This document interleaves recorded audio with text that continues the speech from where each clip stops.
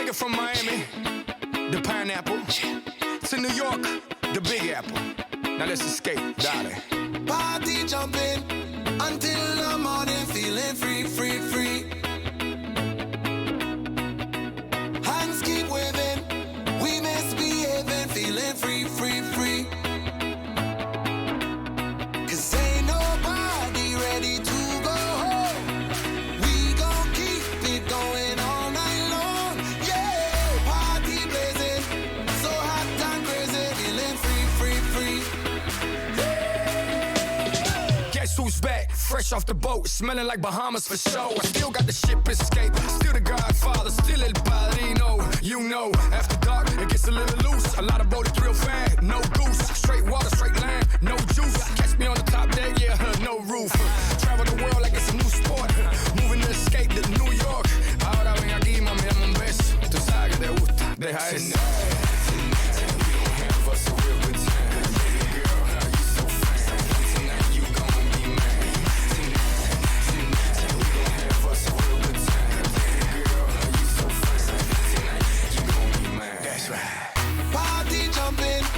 Until the morning, feeling free, free, free. Hands keep waving, we misbehaving, feeling free, free, free. Cause ain't nobody ready to go home. We gon' keep it going all night long. Yeah, party blazing, so hot and crazy, feeling free, free, free. Guess who's back? Yours truly, Mr. Independent. Welcome to the new me. Nothing like freedom. I love to be free. World takeover. Times 3. Hardest working man in the game. That's me. He's done. He's over. He's finished. Let's see. Yeah, right. You clearly don't know me. Mommy wanna have some fun. Mommy show me. Mommy wanna party. I poured her some bowls. She said, I remember you with braids. I said, that's the old me. Ahora dame un beso. Tú sabes que te gusta. Deja eso.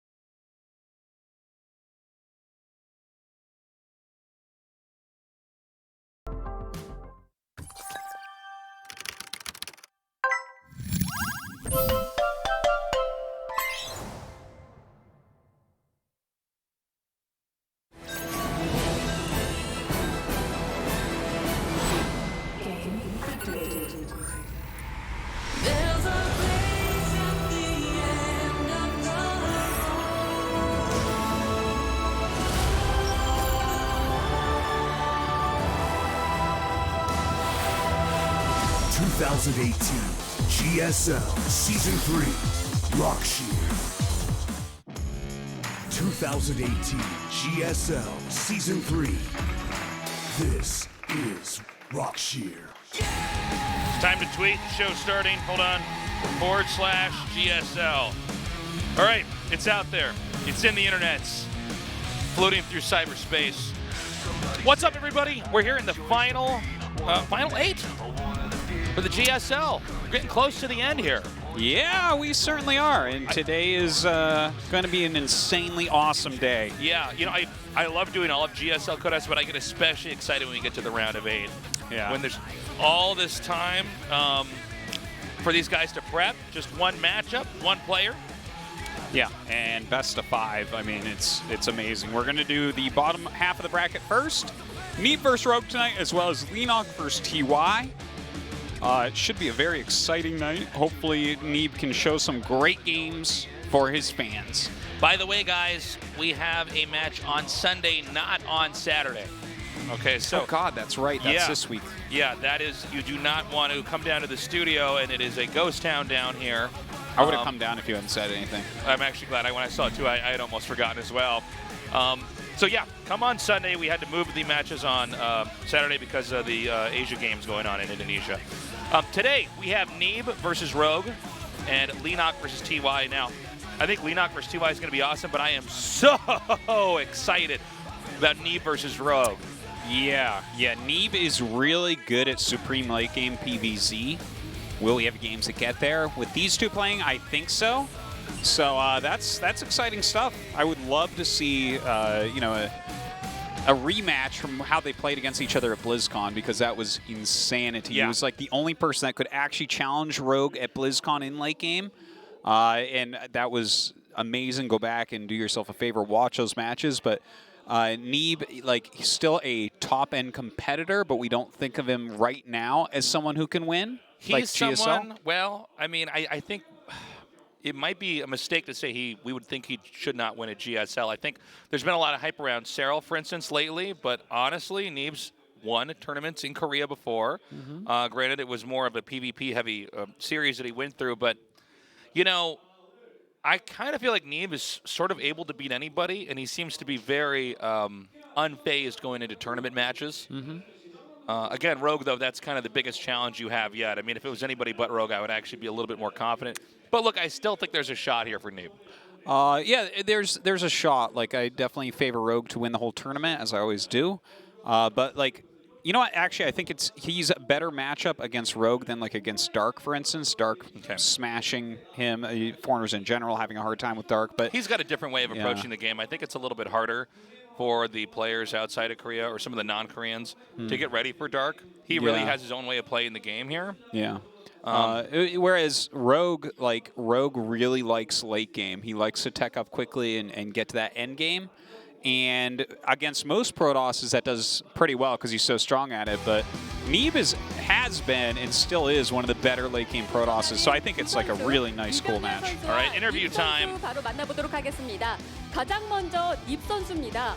테란전 하고 싶다 이야기했는데 저그전입니다. 이병렬 선수를 만나게 돼서 어떤 생각을 하셨는지 들어볼까요? So unlike your desire that you want to meet versus a Terran in the quarterfinals, you have to play versus Rogue, a top-tier Zerg. How do you feel about today's matchup? I practiced very hard PvZ because I didn't think it was that good. I think my PvZ is quite good right now, so I can win. 일단 저그전에 좀 약하다는 거를 스스로 인지했기 때문에 이 경기를 위해서 준비를 많이 했고 오늘 기필코 좋은 모습 보여주리라고 믿어 의심치 않습니다.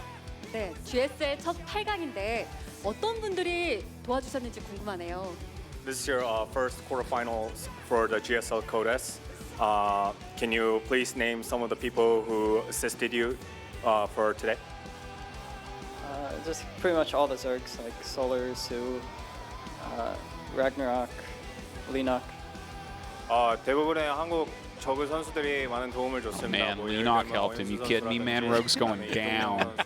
He's done. 강민수 선수 등에서 많은 선수들이 저한테 도움을 많이 줬습니다. 네, 굉장히 중요한 순간인데 지금 긴장 안 되시는지 들어볼까요? This is one of the most monumental moments for you in your career. how do you feel right now? Do you feel pressured or nervous? Yeah, I feel a little nervous, but as long as I get into the games and focus really hard, I think it's fine. 지금 살짝 긴장은 되지만 일단 경기를 들어가고 나서 경기에 제대로 몰입만 할 수 있다면 이 정도 긴장도는 별 문제가 될 것 같지 않습니다. 그렇군요. 닙 선수와 이야기 나눠봤는데 이제 이병열 선수입니다.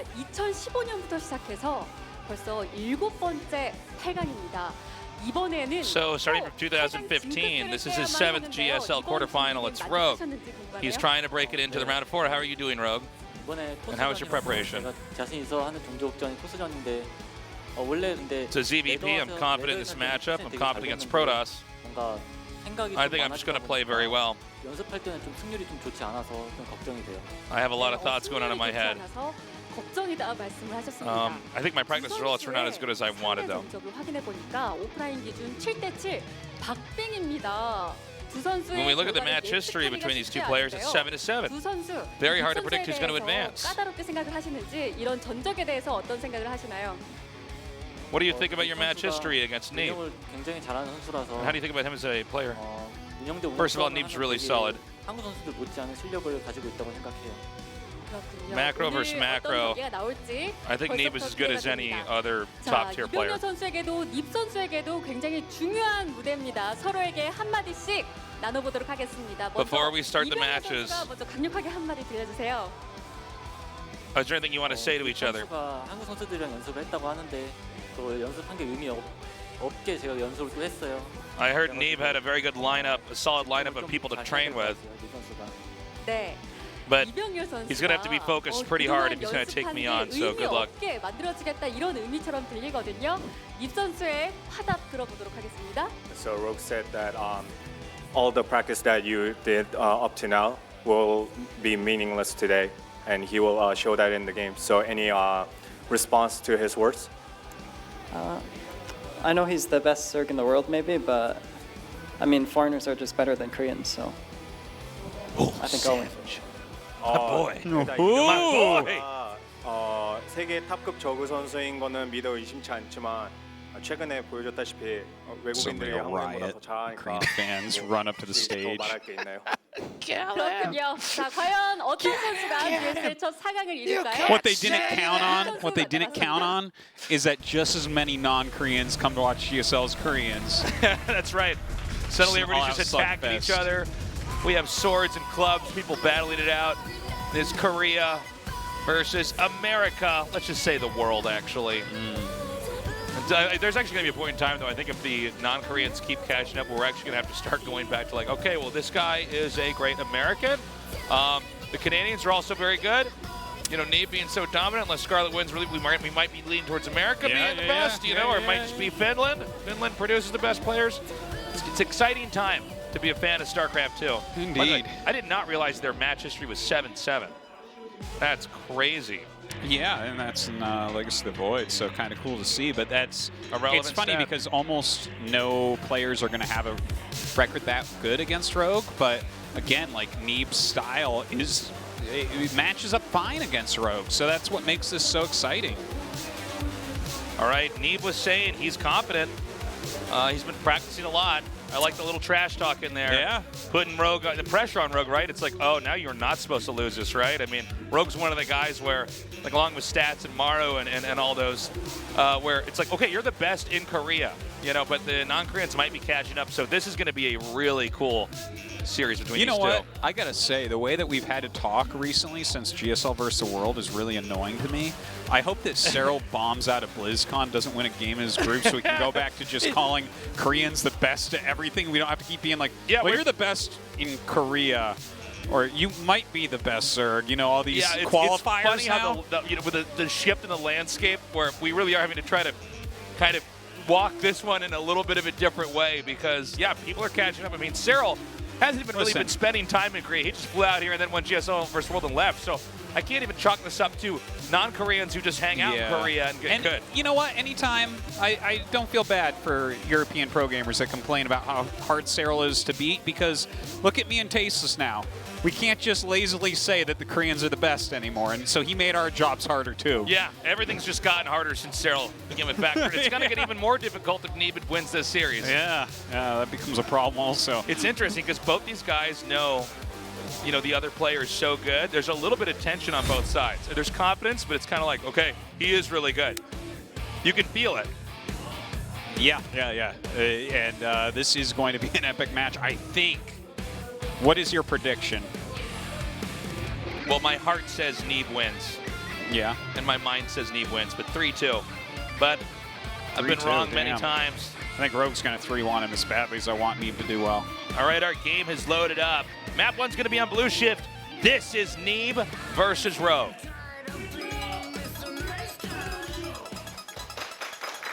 Match 1. Fight.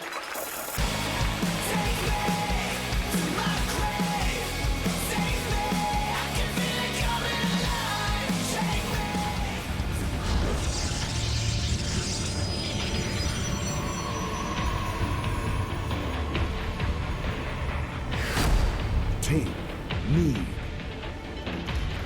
That's right, our American player. It's about time, Artos. We need an American player at GSL. I know. Can't just be the casting, It's been a while. It's got to be more than that. Jin Air Green Wings. Rogue.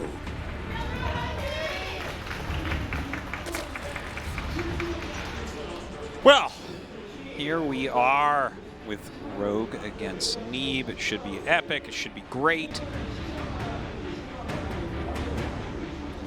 Yeah, so let's see how Neeb opens up. Both these guys have immaculate late game for their respective races in this matchup, which is really kind of interesting. Sometimes we have a different situation where one guy really is the aggressive player, the cheesy guy, and the other one a little bit more well-rounded, and that's of course fun to cast too. But I am very curious how in this meta that we're in now in Legacy of the Void, what does a Rogue versus Neeb late game look like, especially if we have a couple of them? Yeah, it'll be really interesting to see if any of the games just go very naturally and quickly into late game, where it's full high tech versus like, the Golden Armada or the the Fist of Neeb, who knows? Yes. Maybe we'll see that today. I think it's pretty doubtful, but I'm interested to see what type of style both are going to pull out, because I have this sinking suspicion we're going to see a mismatch. Someone's going to have prepared something better than the other player. Like, I'm very nervous about that. What I want, okay, here's Zarathos' wish. Yeah. Is I want this to go be some scuffles and stuff and get into the late game where there's like carriers and corruptors and spellcasters everywhere, archons, all this stuff. What I'm afraid of is either Neeb is going to do a bunch of timings that Rogue just slaps down, or Neeb is going to do a bunch of timings that kill Rogue. And then it's like, oh man, come on, you're both late game players, let's see it.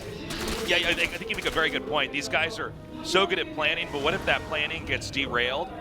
What is exciting about it if it does get derailed is I actually feel like, as amazing as Rogue is that Neeb is actually, I think, on instinct, one of the best players we've ever seen in StarCraft 2.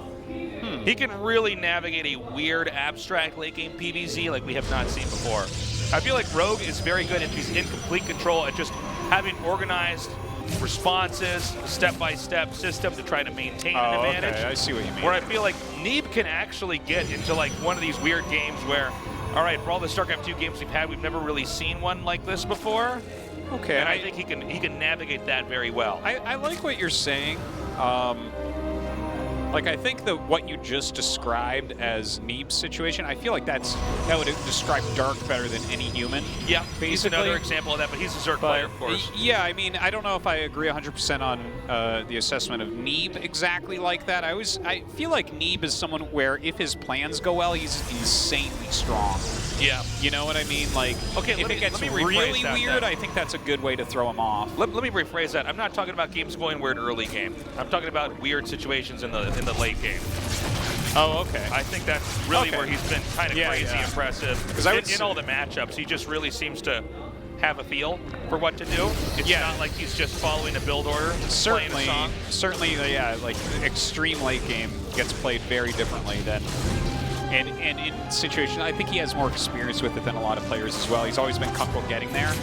Like once upon a time, he was considered kind of Zerg favored, and then way back, I felt like Neeb was the best late game PvZ, where it was like still Tempest were the broken unit, and he was just like sit there and storm Tempest Cannon Archon all day long and kill people. But anyways, second Stargate is actually coming up. A lot of adepts moved across the map. Oh god, and some speedlings get in. Okay, with these few links, they'll be able to scout out Neeb pretty easily. But of course, the Adepts are already out and on the move right now. So let's see how much damage this can do and where these Adepts manage to shade into. Ooh, I don't know about that. Oh, yeah, that was actually kind of a surprising location to shade. Yeah, I think maybe it was microing at home. He could have moved it down a little bit, but it looks like it's fine. He's still getting in here. There's still 2 Oracles out here. Plenty of Queens now, but does shade up into the main. Hey, look at this. Neeb's starting to get some serious damage done. You know, when you have this many links killed off, they're just not quite able to ever amass at a high enough amount where they can truly deal with the Adepts here. Well, it looks like 5 drones, 7 drones killed off here before he finally gets rid of all of the Adepts. So definitely some decent damage, but this is a 2-base Rogue right now. What an interesting game, actually. Wow, that was not what he was looking for. Yeah, believe it or not. Believe it or not. But he's actually gotten very quick roach speed here. This is not something I was really expecting. We were kind of busy talking about all the various things that could occur. And look at what has occurred, right? It's double Stargate against a 2-base speed roach play. It almost looks like a ZVZ build that we're looking at here. It almost seems as though Neeb is just assembling some defense at home and trying to step-by-step keep a lead here. Yeah, because, I mean, is Rogue really going to try to punch back here? There's already some Phoenixes out, driving away Overlords, monitoring if and when that third base does go down. But there's a Robo on the way. I mean, you're massing Roaches right now. Yeah. And there's already playing up to hold the Roaches, plus he's going to have Immortals out. Yeah, and now he's getting a Hydra Den. This is incredibly interesting from Rogue. I'm loving it so far. Like, yeah. I don't know what it is or what it's going to do, and on the surface, it really looks to me like this is a big Neeb advantage. Of course, he already got some good drone damage and everything, but he's got flying units, and his opponent has units that don't hit air, right? So I just look at that, I'm like, well, I know which wins this matchup. Yes. It's like these Roaches are not going to find any damage. They ran up and they turned around immediately. It was like one Oracle floating over a third base, and they still turned around. So it doesn't feel like this is... He's not going to get anything done with those, for instance. It appears as though Rogue is going to hit that third base with the Roaches and try to counter inside the natural. I guess he beat me to it, but yeah, that's what he was trying to do, to get in there and maybe do some damage. And everything Rogue's thrown at Neeb has bounced off Neeb right away. And, yeah. You know, now I feel like Neeb is starting to branch out in every direction of having a lead against Rogue. I'm almost knocking my head against the wall, trying to figure out, like, okay, what is Rogue? What is the play now for Rogue? Well, Rogue is playing a style that we haven't really seen. Okay, yeah. So that's where it's really, really interesting as to what the hell is going on here. By the way, nice pickup as the Queens are going to try to move out there. Now, look, he's getting his third hatchery now. We're 8 minutes in. Okay, he's got speed Roaches. He's getting Hydras out. And he's going into Infestation Pit, right? Now, the thing is, Neeb is actually playing very fluidly here. He's getting into Colossus tech, or it could be Disruptor tech, but it kind of feels like Disruptor to me. But what I'm interested in is, like, it feels like Neeb is reacting and Rogue has a plan, right? In the beginning, Neeb had a plan, but, like, Rogue has had a plan this whole game. The fact that he never took his third base and that he's gotten quick layer, but he hasn't really been able to attack. Yeah. The fact that he's already got his Infestation Pit before a third base is done. This is something where you're totally right. Neeb is reacting. And I don't know if Neeb knows what comes next, but I feel like his reaction is pretty good. The double Colossus coming out here with Thermal Lance. I mean, yeah, that seems like it would be the most logical move against someone who was going 2-base and starting to mass Hydras. Yeah, so... You know?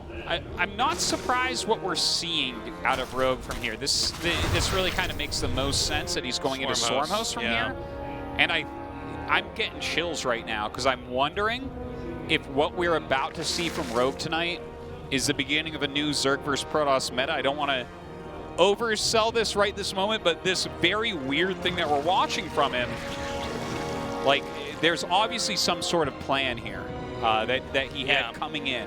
Well, it seems like he might have forced, with the Colossus play, because I think what Neeb wants to do is try to move back out and actually start hitting, and he's going to need the Colossus to actually take on the Hydras. Is now with this Colossus in a defensive spot, I think he can start just chucking these Locusts out and just denying anything that Neeb's doing. It doesn't seem like Neeb has a very easy response. He'll have to locate the Swarm Host and then tag him.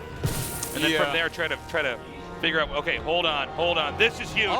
Oh my God, here we go. Okay, so let's see how many he can actually pick off. He gets one right there, but don't forget there's a big group of Hydras out, so.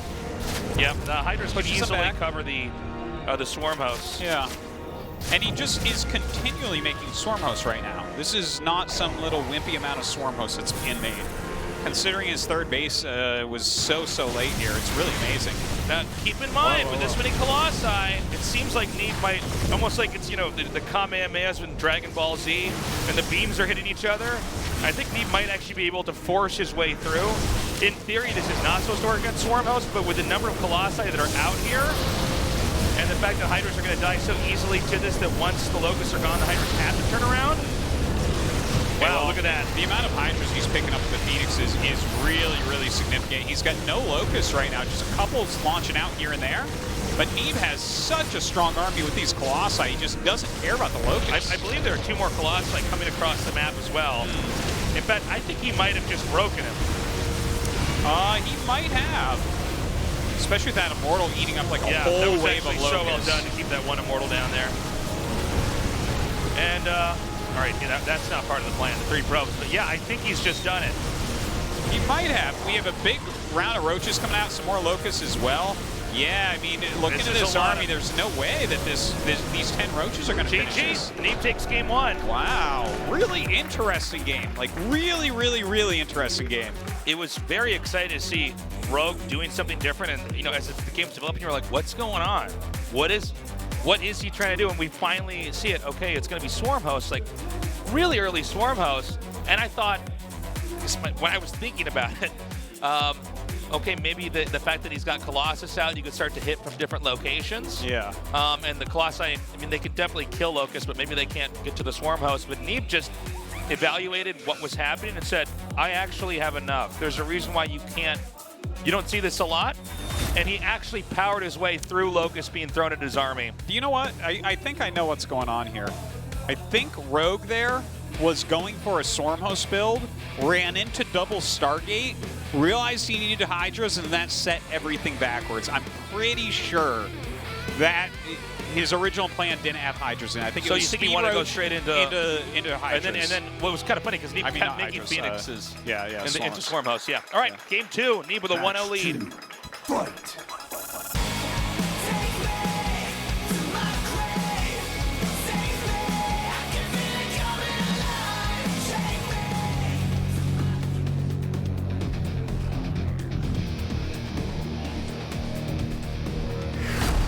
Team Neeb. Looking super strong in that last game.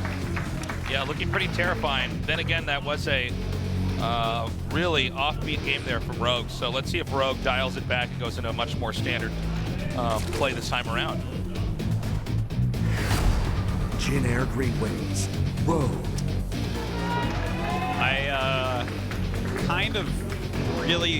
really liked that game for so many reasons. Because again, I do think that Rogue's plan, just to make this really clear, right? I think Rogue's plan was speed Roaches into Swarm Hosts, right? And utilizing both of those well, right? You're not going to take any damage really early on. You think his plan was to just keep Neeb on 2 bases? Well, whether Neeb gets a 3rd base or not, when you start getting like a lot of Swarm Hosts very quickly, very few unit comps are going to deal with that well. But you can't do that against double Stargate. Whereas Neeb's plan with the Adepts into the double Stargate, the Adepts don't always force out Roach, but if you don't have Roach, they do better, right? And then if you do have Roach, he's following it up with double Stargate. So his plan overall was just very solid. It was very well done. It was cool play by him, but I think that part of that game was a slight mismatch of strategies. That is absolutely not what Rogue wanted to go up against. In fact, I'm guessing that that is the thing he least wanted to hit.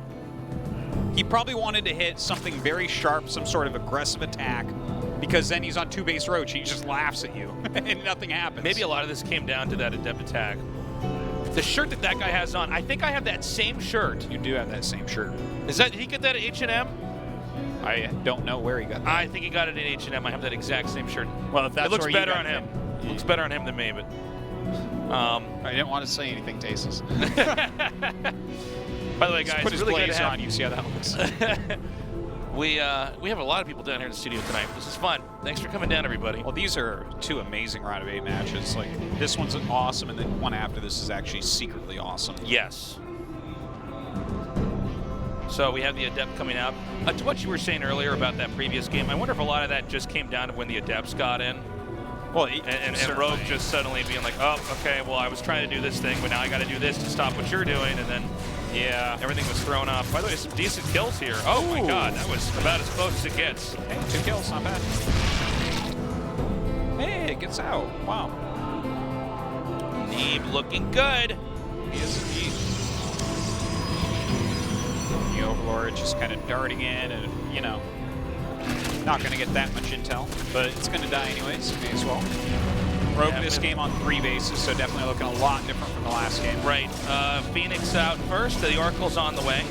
Of course, the Overlord's going to have confirmation of that. Not that it's a huge surprise to ever see an Oracle coming out of the Stargate right away, either first or second in the game. But, you know, with players this advanced, having every little bit of confirmation really does help. Yeah. I gotta say, by the way, I really like the way that Neeb is using his build orders, right? The first game he does Adept into, you know, into the double Stargate Phoenix. That kind of puts the fear of this type of build into you the entire time.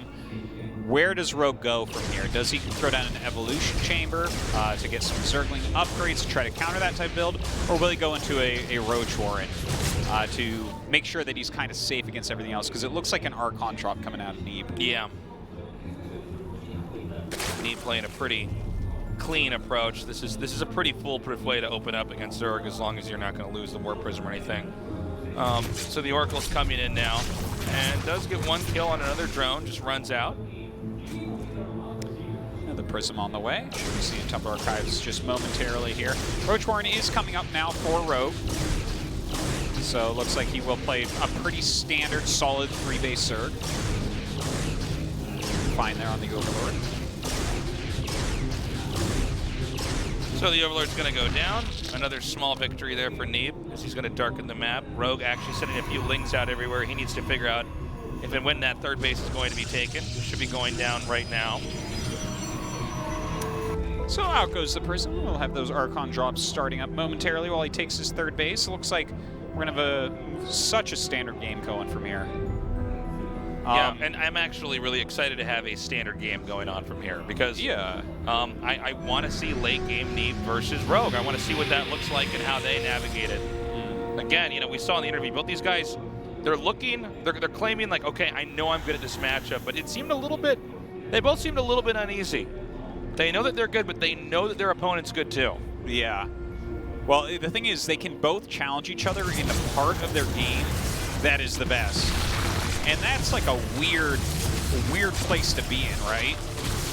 Where you're actually kind of hitting the guy who is good at what you're good at. It's like when we watch like Hero vs. SOS or something, right? It's like, whoa, this is weird. Like, what are we watching here? You guys are doing this better than anybody's ever done this before. You know, like crazy PvP cheese bluffs, just wild stuff. Yeah, and then you got these like complete late game players that it's, I don't know, it's in some ways almost like a battle of wills, you know? Can you keep cool and like, how are you going to skim? Or are you going to, oh my God. Whoa. Wow, big mess up I didn't there. even say anything until it died because I thought he was going to pick it up. That's actually pretty bad, losing those. Yeah, losing Archon. You basically, you know, I was saying this earlier. Oh, could he? Okay, he tried to body block it. I was about to say is, well, actually, what am I talking about? I already mentioned this earlier. I mean, this is just really straightforward, clean way to play as long as you don't lose anything when you're doing it, right? Well, you lost one of the Archons. It's not the end of the world, but your 2 Archons is way better. It's more than double better than 1. Oh yeah, the one Archon in a Prism is just not anywhere near as scary. Yeah. But, you know, as you said, it's not the end of the world, not in this game. If, like, Rogue had something extremely aggressive already going on, then it might be. But what we're watching here, you know, he's just going to clear some free tumors. It's not going to be that greatly affected overall. He's getting into his Storm, and the game just continues onwards. 4th base coming up for Rogue. Drop Overlords already. All right, getting serious. Okay, Hydra Roach push is coming out. We've got a lot of Zealots and a lot of Templars here. Storm is about halfway done. So I think Neeb should be okay.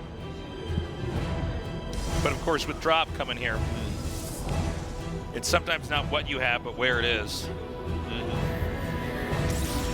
Some Stay Swords going down.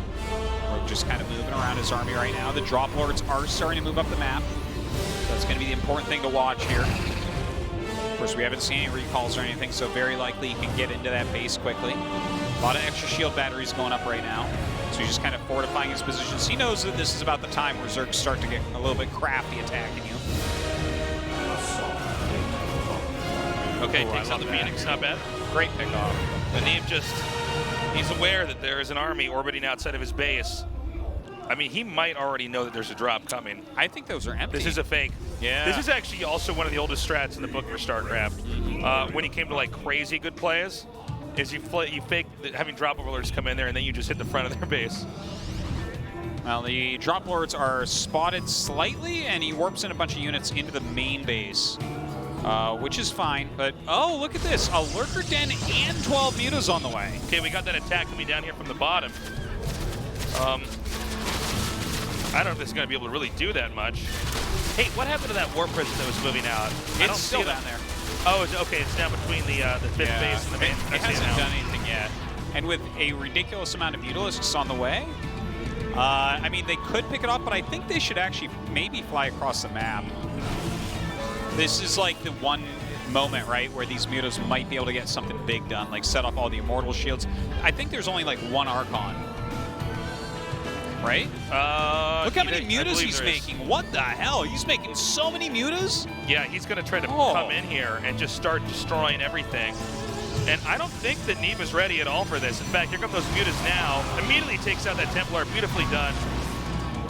Yeah, Neeb could be in a lot of trouble now. He's actually getting double Stargates and a Fleet Beacon. So if he can secure this area, he's able to make Phoenixes against this. Dropping some Zealots over here on these spines. Again, nothing to defend these probes. They don't have any more warp bins here just yet. Lurkers are being made, and there are more mutas and lings. I think he wants to try to take out as many of these workers, and then come in here and smash this main army that's coming out. Well, this counterattack that's coming from Neeb, I don't think he can do anything against this amount of Mutalisks. I agree. It's like all Immortals. He's trying to buy time. He's trying to get Rogue to maybe turn around or something, but Rogue is looking so strong right now. Keep in mind, too, I mean, Neeb has to actually break Rogue here, and already Neeb back at home is completely destroyed economically. I mean, he's lost so many workers here. Neeb's army is strong, but the mutas, of course, counter pretty heavily. There's quite a few Phoenixes coming out, but the mutas definitely, they have a lot of utility still. You know, this location's not really defended. A little bit surprised. Neeb is, Rogue has not sent his Mutalisks back yet, by the way. You know what? I like what Rogue's doing here. He lets one base die and says, screw it, I still have 4 bases here. He does not want to turn around with these Mutalisks quite yet. Just continuing to get damage, but Neeb actually still has an amazing probe count considering. Look at 61 probes. It's funny because I was saying earlier, I'm like, oh, well, I mean, his economy's destroyed. Then I look down and it's like 60 workers. I'm like, huh. Yeah. Well, I don't see him mining that much. Is he going to try to actually break this? No. You can't break it through that little tiny entrance up that hill. That little choke. You know, mutas can be countered by the Protoss, but you got to basically know ahead of time. Yeah. If this many mutas just come out on the map, then you suddenly lose everything, you know? I feel like there was like so many fakes in there as well. GG. GG. Okay, so we see right now, it's really cool to see what these two are playing like against each other. Yeah. They aren't necessarily just trying to get into the later game. They are pulling some tricks on each other, right? Like the 4 drop overlords. He actually wasn't really focusing so hard on Roach Hydra. If you start dropping Roach Hydra, you must continue to make Roach Hydra because you're losing Roach Hydra. And if you ever really stop, unless you did a bunch of damage, Protoss is going to roll you over. But he's faking, he's poking, he's prodding, while suddenly getting up into Lurkers for defensive utility and Mutas to surprise Neeb with. Yeah, it was really interesting because we've seen a lot of players try that drop technique and dismantle Protoss. So Neeb obviously has had practice against that, but what Neeb didn't realize is Rogue was never committed with it. He just spent, he bought the drop overlords for looks. Yeah. And then when he turned around and Neeb thought, okay, I fended off, let me try to go do some damage. Suddenly these Mutas fly inside of his base and start killing everything. And that was really the rocking blow. We're gonna go to Acid Plan here for game number 3. Guys, Neeb from America, Rogue from Korea. We're in the round of 8 here. It's tied up 1-1. Let's go. Match 3, fight.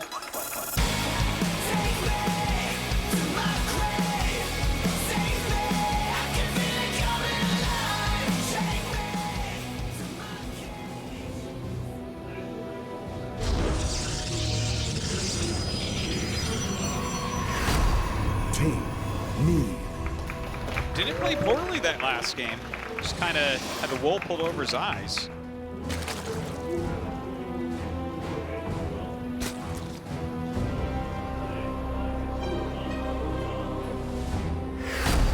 Jin Air Green Wings, Rogue. It's kind of cool to see. Overall, Neeb is coming in with solid play today, right? If you look at both games, solid play, good reactions. Last game, obviously, he got a little bit tricked and didn't have the right reaction, but you look at what he's doing, and you're like, damn, this is hard to beat. Whereas Rogue is coming in with strategically some sharper moves. Yeah. You know, it's very interesting because Rogue really bring in a lot of the mind games here against this player. Like, we generally think of Rogue and Neeb as, you know, they're solid all around, but it seems like Rogue has actually figured out how to counter someone who kind of has a similar play style to him. Yeah, well, I think it's almost like he knows the type of ways that Neeb will play because Neeb is so good, right? And he's trying to counter those slightly, right? He's showing the drop overlords. And here's what happens, right? When you go mutas, your opponent counterattacks to get the mutas off of his own back so he stabilizes, right? But he also goes into lurkers at the exact same time. And that's why he wastes 0 units attacking. He's pretending he's going to attack. And I mean, that's great. In game 1, like, I'm not 100% sure exactly what's going on, but like I said, I think he was trying to counter basically anything but Phoenix play. Yeah, I think you're right. It's kind of cool to just see this very different style coming out of Rogue so far tonight. Yeah, it's cool. Just having those 4 lurkers making when there's this counterattack coming. 4 lurkers really doesn't do that much, but if you're just trying to hold off, you know, with the bare minimum, it's actually pretty ingenious. Yeah. It's especially you put them on choke point stuff. It's like, well, what are you gonna do? Yeah, have fun trying to break this. Yeah. And you know, by then the mutas have already done so much damage. Zerg's not even hurt, and Rogue, with I think a really good assessment, actually said, you know what, take a base. I'm already doing so much damage, I will actually give you a base. Yeah. No, it was a perfect assessment of the situation. Yeah. Like, because he knew that if he wasn't going to hold this exactly, he would lose everything. So he says, you know what, I'm going to have 4 bases. You're going to have 3 to 4, but you're not going to have workers mining at it. I'll be fine. He's got the heads up as far as composition goes and all that. Now, look at this game, right? Neeb falling back on a very old build order. The DT Archon drop, it comes out a lot quicker than regular Archon drops. Right. Where you have to bank gas. And in fact, this is the original Archon drop. So maybe this is the regular Archon drop. Either way, Rogue actually got very quick speed overlords here. So he's going to scout exactly what's happening. Yeah, this is really bad for Neeb. Yeah, it is. There's a reason why this is not the build you go for anymore. There's better ways to go about doing this, but of course, if you catch a Zerg off guard, which is originally what this build did a lot of times, is suddenly DTs are there, and if it doesn't work, then it's Archons, you know. Yeah. They're just doing a lot of damage, but I don't know about this. I mean, just right off the bat, I'm a little bit worried here for Neeb.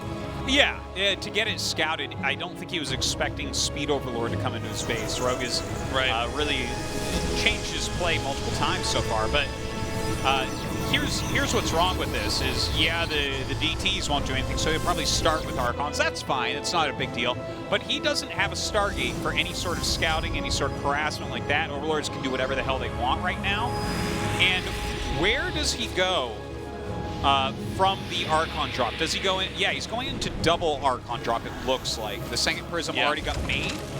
I think this is the best thing to do if it's been spotted. You like the double? I like it in this case. I think I mean, we'll see if it works. Let's keep in mind that there was an Archon killed off during that harass last time, which makes me a little bit worried for Neeb here, but I think he's just going to see if he can't multitask Rogue.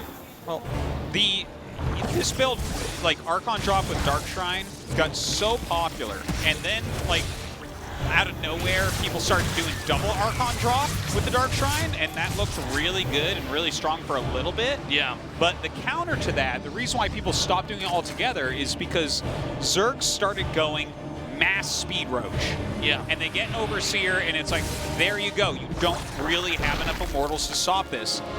Will Rogue attack with the speed roach? Will he make enough to actually try to bowl over the third? I think he might. I think so. We'll see, though. The Archon harass is kicking in. It's almost more of like an Archon Warp Prism push here. The Lings have come down now. I don't see anything to really defend this location over here. No, not so much. I got some more Zealots are going to come out. That's pretty handy, but maybe not enough. And keep in mind, if Protoss can get control over this location and stop this attack, then that third base is going to be much more likely to be picked off. So the Archons come back, drive away the Zerglings, another Warp Prism. The second one coming up now into the main, hoping to just keep Zerg on the defense. Yeah, trying to pick off anything he can. It's a little bit tough. A lot of moving around of the Spore Crawlers, which has been pretty cool. Kind of brings him into flank the Prism. It's the second or third time we've seen Rogue with that specific move. Neeb not getting that much harassment done. Now, how many Roaches are there? Rogue he didn't make so many that I think he's gonna easily bowl over a third. So he might not be going for that thing that we were talking about before. Whoa! The splash could be real here. Okay, Queens are starting to do damage to this Warp Prism. Neeb's got to be careful. In fact, that's going to be stuck up there unless he recalls it back home. Meanwhile, some Roaches do come down here and get rid of some probes, but it looks like overall Neeb's growth rate is pretty good. Immortals are coming out. Yeah, the Spire on the way right now, just utilizing these Speed Roaches to try to poke and prod and to do his defense against these Archons. Okay, picks up, goes away again, killing up drones here and there. Yeah, and this is another thing that can be a problem when you go for a build like this, right? He doesn't have a Stargate, and what you were talking about before, it's like when those mutas show up, you have to know ahead of time to really counter them. Protoss definitely can counter Phoenixes very hard, but he doesn't really have anything to counter. What he has right now is Archons, which will beat them heads up, but that's okay. Like, Rogue can go into a base trade or something if he wants to. Yeah, that is a good point, Artosis. Neeb slowly building up. We've got 4 more DTs coming out right now, so more and more Archons are going to be comboed in here with these Immortals. That is some scary stuff right there. 6 Archons. That is one thing about a build like this, is your Archon count grows up so fast. Yeah. And if you're not losing those Archons like we saw him lose an Archon in the last game, there's a lot of muscle in this push. There is, but a lot of Roach Ravager being made. By the way, keep an eye on the Ravagers if they can target the Warp Prism. Not even just that one, but the one that's actually going to be in with this push over here. That one. Another funny thing is Archons are so big, it's actually easier to hit with those vials a little bit. So yeah, that's a good point. I want to mention. But I think we might have an attack in the main here with these Zealots. That's a good move, because this attack is not really going to hurt Rogue at all. He has to turn around. He doesn't have the right just has too much over here. But you know, these Zealots, they can start to really whittle down Rogue. Yeah. Especially if they can keep hitting workers like this. Is there a drop coming into the third base? What is that? Yeah, looks like he drops a couple of Immortals. Neeb trying to cut through anything he can right now. Gaining value anywhere possible. Rogue is almost maxed out because he has so many Roaches. Psystorm is a little bit under halfway done as the 4th base goes down for Neeb. Now, Neeb's 4th base is starting before Rogue's 4th base, but the fact that we have so many Roaches here, this game's getting kind of interesting. We're also seeing, I think it's 1 Mutalist. Did he make more than that? Did I miss Just this? one. just one. It's for the Warp Prism. Yeah, just to chase that away. Well, he's getting a few more, actually, 4 here. Okay. But, you know, I guess he has to get rid of this Warp Prism, or there's really nothing you can do with your Roaches. You're just running around defending stuff while the Protoss is growing. And we should also note here, Rogue's Fourth base has not started yet. I think it's been denied 2 times now. So yeah, that's a good point. Yeah, this is actually Neeb has pretty his scary. Fourth on the way. Yeah. You don't ever want the Protoss to outgrow you, unless you have something very specific planned. And I was wondering if that's what you're going to have a little bit there. It looks like he'll force a cancel on this base pretty easily, but it's a scary army walking up the map. I think it's Neeb sacking this base. Yeah. He actually says, I would prefer to go for the counterattack. I don't think the counterattack does anything here. Oh, God, his army split up. Oh, no. I think that was an attack move onto maybe the 4th base location, and they split, so he needs to get those back together. Okay, no, they're fine. Yeah. That can have dire consequences, so you got to be careful about that. Okay, here comes the surround coming down here. God. Nice force fields, good storms. Archons and Immortals still in a good position. Warp Prism still part of the fight. Oh my God. Neeb with amazing spellcasting, but Rogue with so many units left over. Yeah, does Rogue just have too much? I don't know. There's a flank coming in from Neeb, actually. He has another Immortal in there as well, which is so important. The Ravagers have done a lot, but... Dude, this was beautifully done by Neeb. Yeah, that attack that was originally... The original army down there was to protect the 4th base, the one that came from the bottom of our screen. Now it's going to be much harder for these Roaches and Ravagers to be brought back home safely. Just masterful play here by both sides, to be honest, but Neeb looking way too strong at the moment. This Roach-based army going to do nothing against this many Immortals. Yeah, dude, I think Neebster just did it. Yeah. Neebarino. Neebarama, man. That's right, Neebarama. This is crazy. Okay, so there's some more Ravagers being made back here, but I think the momentum is on Neeb's side. Well, he's Rogue got it, dead, right? man. There's no way. Yeah. There's too many Immortals here. Oh, and even Rogue eating some of his own shots there on the Ravagers. More Zealots coming in here. Great micro here. GG, Neeb does it. Whoa! Whoa! So sick. Whoa! 2-1? Yeah. 2-1? Neeb leading 2-1, pulling out 3 completely different strategies. Rogue at the same time, pulling out very different ways to play. Caught off guard, both sides caught off guard a couple times so far, but I tell you, this is a great series so far. Really kind of makes you think from these 2 strategic masterminds, the different builds that they're pulling out, the different ways they're trying to counter each other. Rogue may have met his match here. Maybe. Rogue has to win both games now to come out. And guys, I mean, Neeb could get all the way to the Final 4. It's so crazy. And that's crazy, too, because then he fights the winner of Leenock TY. That's not undoable. No, that's not undoable. Yeah, I mean, Leenock, we're still figuring out like where he's at because he's looking so good, right? Better than we've seen basically ever from him.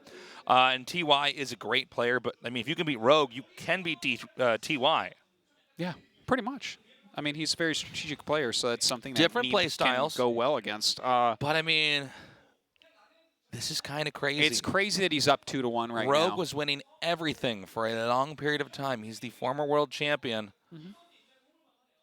But times might be changing. Seems like round of 8 so far has been just a tough thing. Like, I remember the close loss to Sue, the close loss to Maru. Yeah. Here he is against Neeb, maybe with a loss, maybe a close loss, maybe a not-so-close loss. I don't know.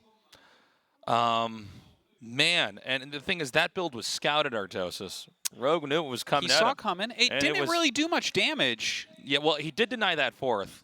Yeah, that's I mean, true. I guess that's not really true. part of the Archon drop. He sent the Archons and Immortals back together, had a push, but he did deny the hatchery twice.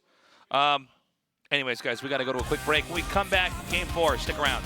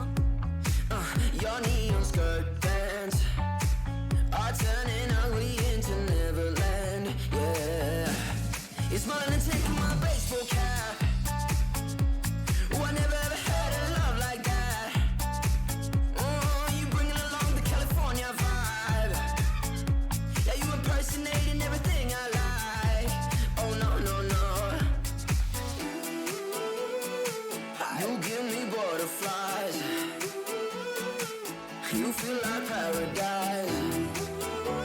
Oh, wait, we should sneak away. I want you to be mon amour. Bum boom, bum boom, bum boom, boom, boom, bum boom, bum boom, bum boom. I want you to be mon amour. Bum boom, bum boom, bum boom, boom, boom, bum boom, bum boom, bum boom, bum boom, boom, boom, bum boom, bum boom, bum boom, bum boom, bum boom, boom, bum boom. We're sipping Moscow Mule. You take the shots as if you're bulletproof. You mentioned something about a room for two. Oh honey, I do everything for you, everything for you. You give me butterflies. You feel like paradise. Oh wait, we should sneak away. I want you to be mon amour. Bum boom, bum boom, bum boom, boom, boom, bum boom, bum boom, bum boom. I want you to be mon amour. Bum boom, bum boom, bum boom, boom, boom, bum boom, bum boom, bum boom, bum boom, boom, boom, bum boom, bum boom, bum boom, bum boom, boom, boom, bum boom, bum boom. I want you to be mon amour. Bum boom, bum boom, bum boom, boom, boom, bum boom.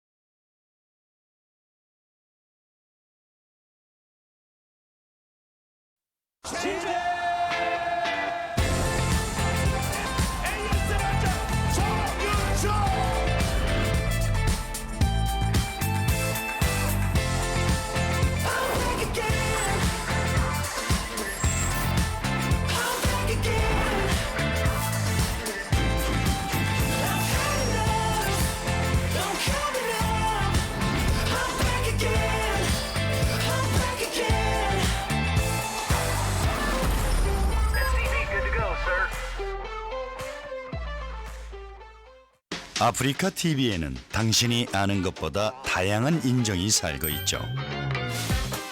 말 많은 인정, 발빠른 인정, 잘 먹는 인정, 영리한 인정, 친절한 인정까지. 모든 게 컨텐츠가 되고 누구나 주인공이 되는 세상. 알고 보면 멋진 세상. Are you free? Africa TV.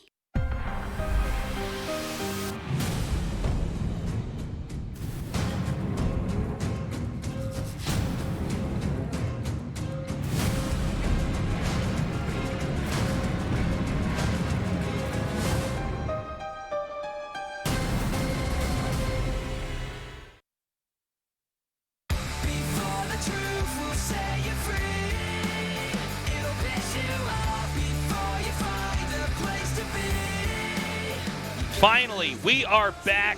We're going to go to Game 4, Neeb versus Rogue. Neeb, guys, Neeb has a 2-1 lead against Rogue. Rogue's someone who, for a period of time, was winning everything. Yeah, for maybe 6 months, he was undoubtedly the best player on Earth. Yes. And, you know, Neeb is very good and has been very good for a long time, but he's been overshadowed a bit lately. Right now, he's bringing it to Rogue. We've seen a lot of interesting strats on both sides, both showing a big range. I feel like Neeb is playing closer to his actual style, whereas Rogue is a little bit more outside of his own box. Yeah, he's been trying to play around Neeb. It feels that way. Yeah. In fact, Neeb, it's kind of the same plan last time, was to get a bunch of vetoes and blindside Protoss, but Neeb pushed too quickly. Too much of a good rig. We're going to go to Game 4 now. The map will be Dreamcatcher. Okay, I mean, let's just see how this one goes. Can Rogue bring it back, or is Neeb going to the round of 4? Why? Maybe. What? All right, guys, Neeb versus Rogue. Game 4 has loaded up.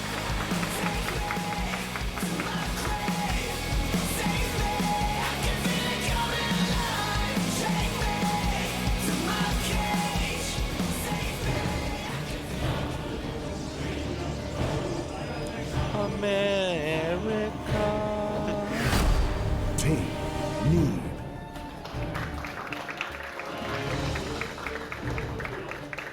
George Washington is up in heaven watching Neeb. Make him proud. No doubt. All the great American presidents, their ghosts show up like it's a Star Wars 3 or whatever. Oh my Jin God. Air Yeah. Green Wings. I was thinking more like we're going to have Star Wars ghosts. It's like Hydra and his leather jacket show up. Yeah. But the thing is, Neeb is a Protoss, so once he beats Rogue, the macro late game Zerg that Greg would have really liked, Greg will show up. That's right. As the ghost and just say, you only won because of your race. That's right. And also because what you did took less skill than what I can do. That's right. Yeah, I mean, let's see what happens. I think that Neeb's proven that he's pretty capable of taking on even someone like Rogue. Well, he certainly has proven that. And look, to be doing this well against the literal world champion is really amazing. I feel like we need to get a petition going to change Mount Rushmore, okay? Yeah, I For agree. the founding fathers up there, okay, that's great. What about, though, hear me out, Neeb's face up there 4 times. Yeah, just 4 Neeb faces, all in the same expression. Looking in different directions, Yeah. but yes, same expression. Yeah. The kind of expression he has right when he answers a question and finishes it in the interview. Yeah. You know? That's what I want to see. You know what? We could have 3 of the same expression. Last one, little half smirk. Yeah, I'll take that I think too. that would be cool. I'm down for that. Anyways, I think a lot more people will go to Mount Rushmore then. That's for sure. Yeah. Because I have no intention to ever go there right now. But if it was 4 Neeb faces, I would go for sure. Exactly. Well, we've got a Stargate coming out here. In previous games, we saw Phoenix into Oracle. Let's see if he does that again. He will. A lot of this, besides Game 1, which was an adept pressure, it's been themed around having good Archon harass and pressure.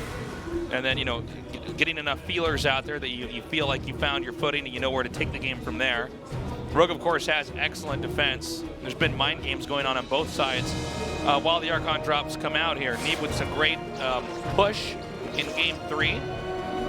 But in Game 2, Rogue really easily and really well disguised the Muta attack coming in. He had what looked like it was going to be a drop coming in. Yes. Doing a lot of damage, and he never did it. Yeah. And that was actually just Neeb staying back, being ready to defend. Suddenly these Mutas come in and blindside him. Wow, good adepts. Yeah. But it's actually worth saying again what you were just talking about, because twice now it seems like Rogue really badly wanted to go into Mutalisks, right, in the game where he did, but before that he was feigning pressure with Roach Hydra and drop Overlords that he never used, right? Yeah. So he was the one pressuring and then got into Mutas, whereas in the last game he wanted to go into Mutas again, but he was sitting back. He was just kind of crossing his fingers that Neeb wouldn't attack. And when Neeb came up to attack right before the Spire finished, he forced Rogue to sink all of his resources into Roach Ravager, which, by the way, sucks against Immortals. So Neeb ended up winning that game. Yeah, it was really beautifully done. So it definitely very, very different games, but Rogue had a similar idea of what tech he wanted to go down. It just unable to do it because Neeb's so good. I don't think he can do it, though, this time around. Maybe he will anyways, but, you know, a Mutalisk can also mean, like, a Muta risk. Yeah. No pun intended there. Ooh. You know, where it's like you're not just making these units, you're like, well, they're going to be part of my army. It's like, I am trying, yes, a Muta risk build. I like that so much that it's like I can't laugh out loud. I just smile and shake my head, yes, Thank you. And I'm like, oh, tasteless. Thank you. Second Stargate coming down here. Yeah, and even before he saw that for 100%, he had started his evolution chamber. So he was, maybe he saw like a second Phoenix building or something that tipped him off, but the +1 Zerglings is the ultimate counter to this build, really. Like, these Phoenixes, he'll have a hard time. You know, you make a bunch of +1 Lings, you can normally cancel the third base pretty easily. Keep pressure on your opponent. Obviously, with Phoenixes, you can't kill Zerglings. Yeah, I mean, it might sound a little weird, but the Phoenixes are totally countered by Lings. Yeah, pretty much. The lifts just cost too much. Yeah, it's like, it's just not efficient. Yeah. You want to have an Oracle out, and I don't think we had an Oracle made. Am I correct about that? I think he does. Did he? Probably made an Oracle. Oh, we might have even had that on screen. I might be crazy. I wasn't paying super attention to Oracles, but like you normally do. Oh no, it's over there. I'm sorry. Never mind. It's actually over there. I thought he had gotten no Oracle, and I thought, gosh, that's really weird because, I mean, you at least need the bare minimum of that to hold off any kind of attack. One Phoenix goes down. Hey, he's actually getting a lot of Overlords at a pretty important point in the game here. Yeah, he's definitely doing some good work with the Phoenixes so far. There's no doubt about that. And the +1 Lings, I don't think they've quite been able to find anything yet to do. It seems like Neeb is playing very nicely defensively here. Second Evolution Chamber has come up. But yeah, double Robo for Neeb right away off of this, and he's still actually focusing on making Phoenixes as well. Neeb's playing really well today, I gotta say. Yeah, he's looking really confident in his play. Well-placed pylon and adepts with the battery. Those Lings are not going to do anything. Remember that Rogue lost some Overlords. I think he lost 2 or 3, which actually is a little bit too much, especially where those Overlords were shot down. They were by the Zerg's base. And so I think that stopped a lot of what could have been extra Lings coming out, and throwing the tempo off there for Rogue. Okay, Phoenix is continuing here. So many Lings being made and the Baneling Nest as well, so that's kind of cool. No, obviously there are no Archons out or anything like that quite yet. Wow, he's just playing perfectly. Look at this. But is this attack that's going to come from Zerg? Is this going to be too much, though? Oh, is he going to attack at all, actually? Hold on. Well, he's getting the...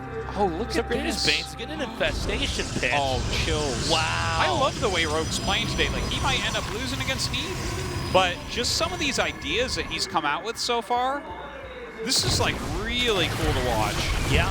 Like, he is literally sitting here on Ling Bane with some Queens, and going into the Infestation Pit, like, I mean, is he going to try to get into Broodlords from here? I think so, right? Maybe. Oh my god, these Phoenixes have done so much damage. Yeah.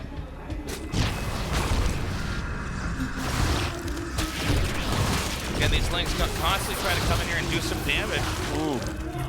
Really bad trade there. Just gets one adept. And, you know, these Phoenixes, it almost seems like it wasn't real for Rogue, and it just keeps getting worse and worse. Yeah, because normally the +1 Zerglings is like what you want against this, but Neeb has played a very nice, safe game. Okay, here we go.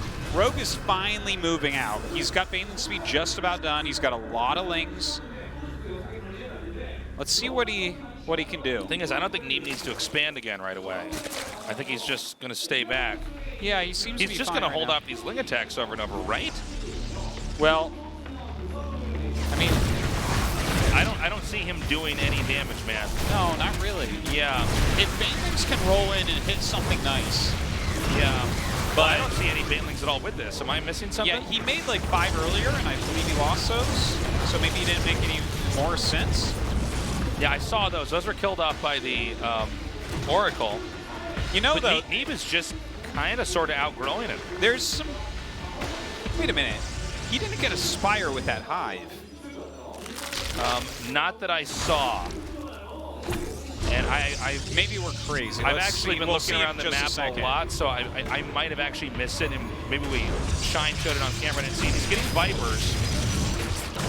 Well, if you don't get the Spire with it, that's the only thing that would really make sense. I don't think Ultras are what you want right now. One thing to note about getting a Spire as well. Okay, so Banelings hold up, and they actually connect. You know what? Not that much. Not that much. You know, usually if you have a Spire, the moment that that's done, you're making something out of it. Unless you're going right to Broodlord, right? Correct. And he went Hive, so that seemed to make sense that he would go for that, because against something like what Rogue is doing right now, you generally are going to want Archon. Yeah. But he is going into Ultralisk Cavern, which you, like, this is not something you generally see because Immortals are so strong nowadays, but he's got really nice upgrades, right? He's going to have +2 melee. He's already got +1 Carapace. You know, man, I mean, it's not the best upgrades, the but Phoenixes have been flying around enough that I think Neeb has even if this is a really unorthodox tech, he has an idea of what's going on, right? Yeah. But has he ever played against something like this? Well, that's what I'm wondering. This might be something that's so new. Maybe Neeb's seen it on the ladder a couple times, but this is getting interesting. By the way, Rogue did deny the 4th. Yeah, and that's a really nice thing to do as well. Don't forget, it is a very long map, but look at this army walking out. How on earth, with 25 lings, are you going to stop this? Well, I guess he says with only Banelings. How many sentries are actually here? It takes like 17 Banes to kill an Archon, okay? Yeah. He's morphing 22 Banes. So is he gonna kill an Archon and then damage another Archon? Is this the plan? Well, he's also pushing up here. I'm sorry, expanding up here at the gold base. Look at Neeb just take the gold. Oh my god. Yeah, he's like, I'll just attack you and expand right next to you. Okay, here we go. Now there's a lot of Banes here. Neeb is playing so cautiously right now. Yeah, I mean, he might be playing too cautiously. Yeah. He's actually maxed out. Rogue's at 148, and Ultras haven't even hatched yet. Oh god. These Banelings. Oh no. Look at this, he's kept all the zealots back. Yes, I mean, it matters who you're rooting for here, but like, this army of Neebs, what is it supposed to do? Let's see. Like, yep, and he sends the zealots in right when the Banelings have to move out. Beautifully done. Baneling nest, by the way, and the infestation pit are right over here. It is not 100% over yet, right? Kindness plating is going to finish up shortly here. He's got some Ultras. He's got a lot of Link Bane right now. He's down half army supply of Neeb, so that's not good for Rogue.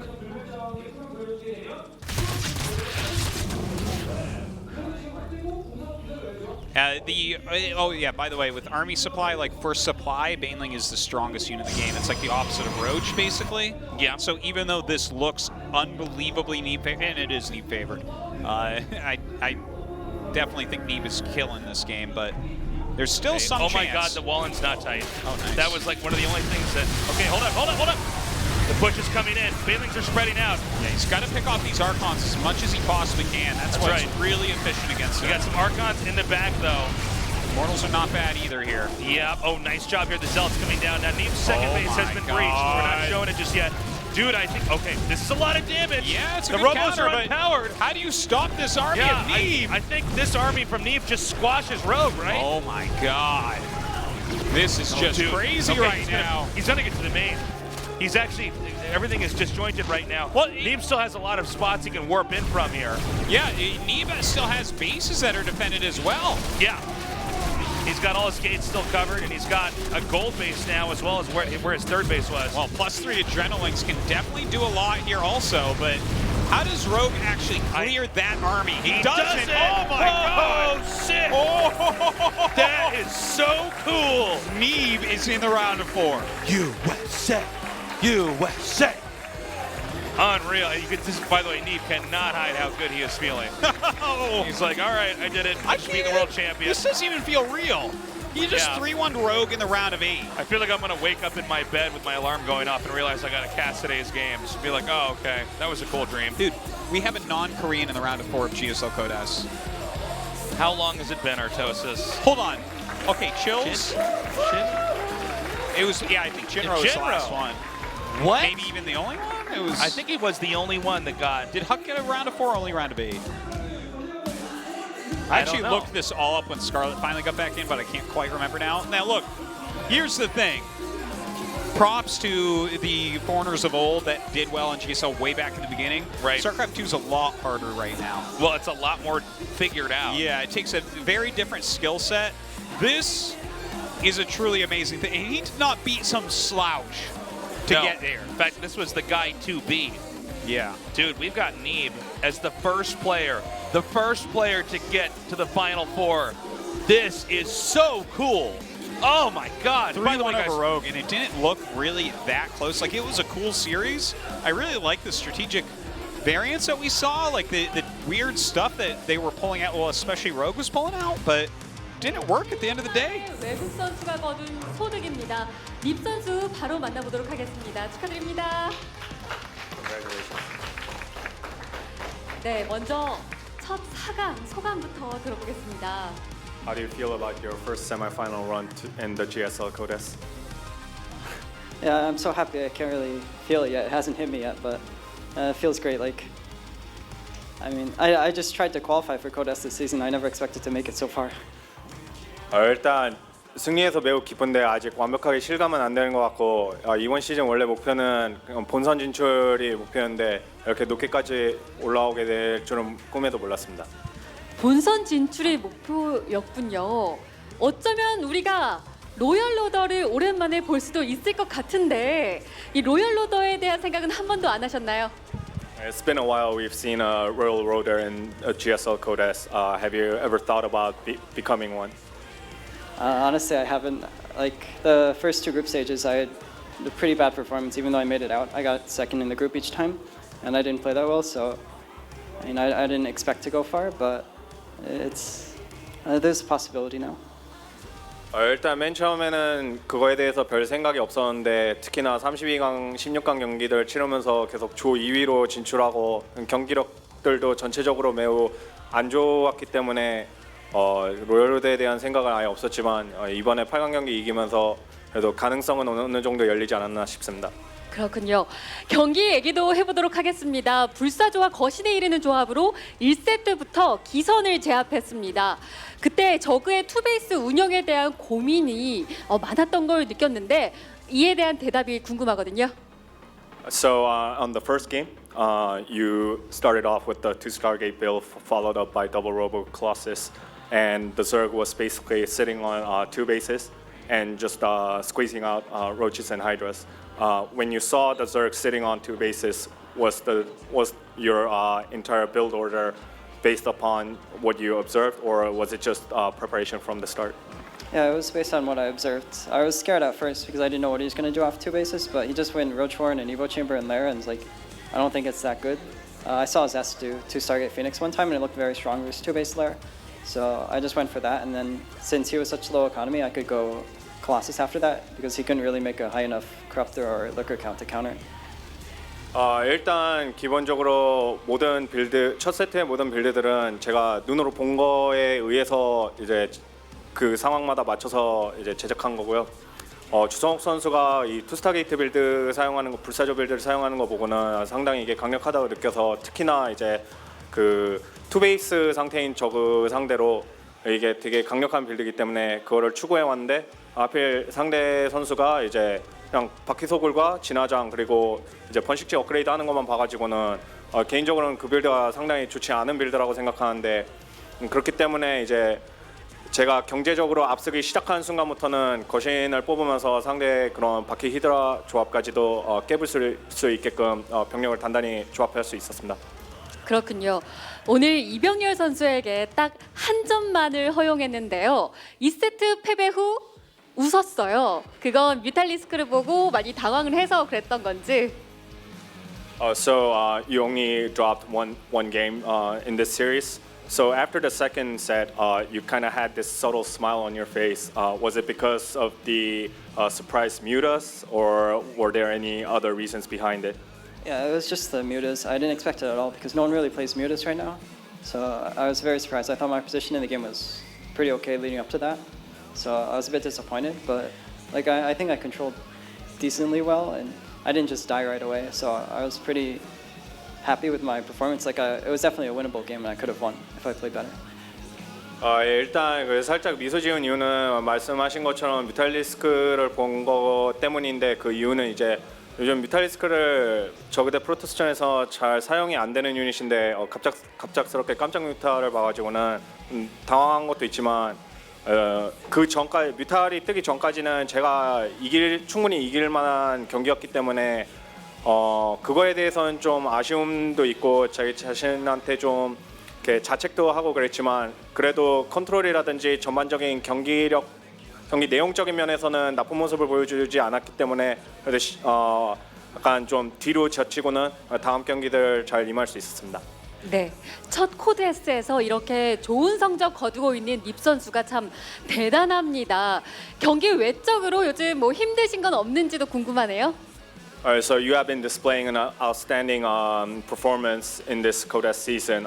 Besides gameplay-wise, are there any other adversities outside of gameplay? Not really. Like my condition going into pretty much every tournament these days is really nice. Like I can focus on the game pretty well when I play. So it just comes down to my skill, and I think my skill leading up to this match was pretty good. I prepared very well too.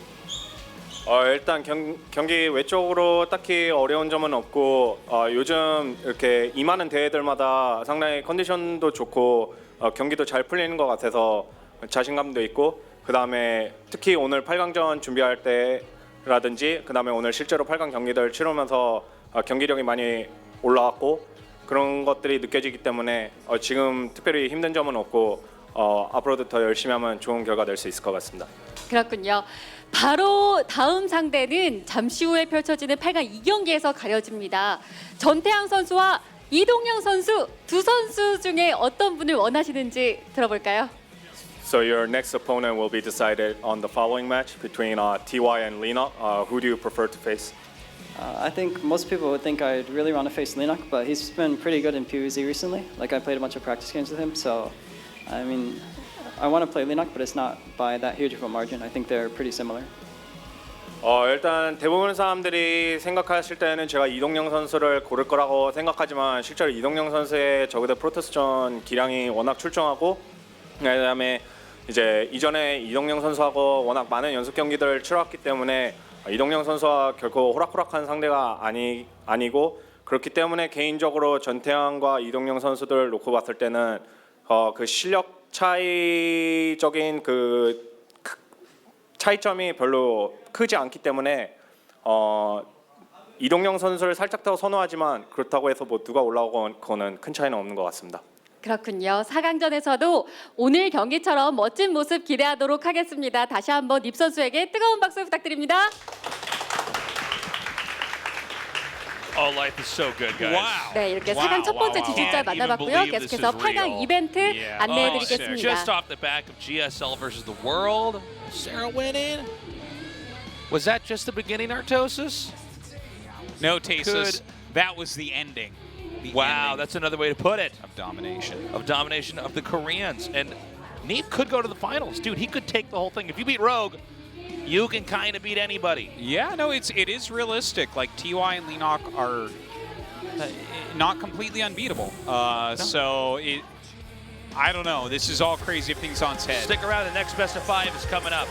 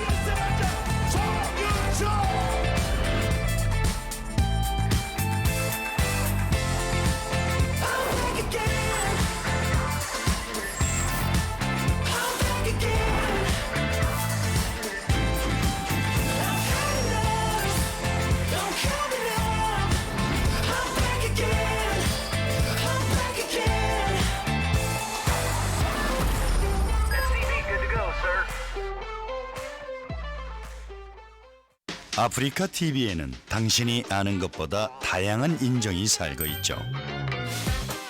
말 많은 인종, 발 빠른 인종, 잘 먹는 인종, 영리한 인종, 친절한 인종까지.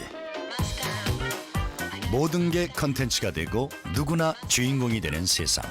알고 보면 멋진 세상. Are you free? Africa TV.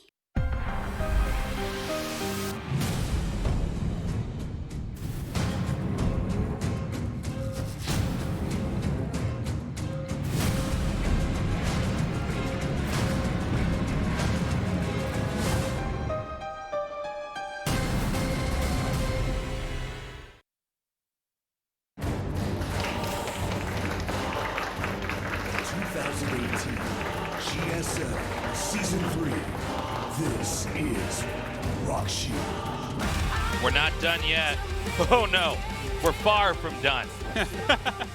Neeb, I would say we're not even halfway done. I think you're right. We're not even halfway done, at least as far as how long today should last. Neeb does 3-1 Rogue. That is insane. Neeb has taken the first of those 4 spots in the Final Four, which is really exciting. What a twist in this GSL. That's so awesome. My God, it is. Look at that thing up at the top, Global StarCraft 2 League. That's actually what GSL means. Yeah, we didn't end up having it be that global until, well, I guess just recently. Yeah. It's an amazing world that we live in right now, and to have him there in a possible Royal Rotor, it's just, I'm so excited. I'm so happy. I can't wait to that round of 4. 네. But first we got this match, which is a badass match too. 선수가 담석 수술을 하고 오셨다고 Before we have 들었습니다. today's matches, 몸 상태가 어떠신가요? Leenock, we actually understand that you just had an operation to remove gallstones. To remove gallstones, thank you. 그래요. 아까 움직임이 I'm feeling pretty okay though today. I think I should be all right. 영향이 아직은 있는 것 같거든요. 통증이 살짝 있긴 한데. Seems like your movement isn't that natural though. You sure you're okay? Yeah, I'm still in a little bit of pain, but it's bearable. How was your preparation since you had an operation? 네. 약간 좀 고집 부려가지고 토요일 날 바로 퇴원했다가 네.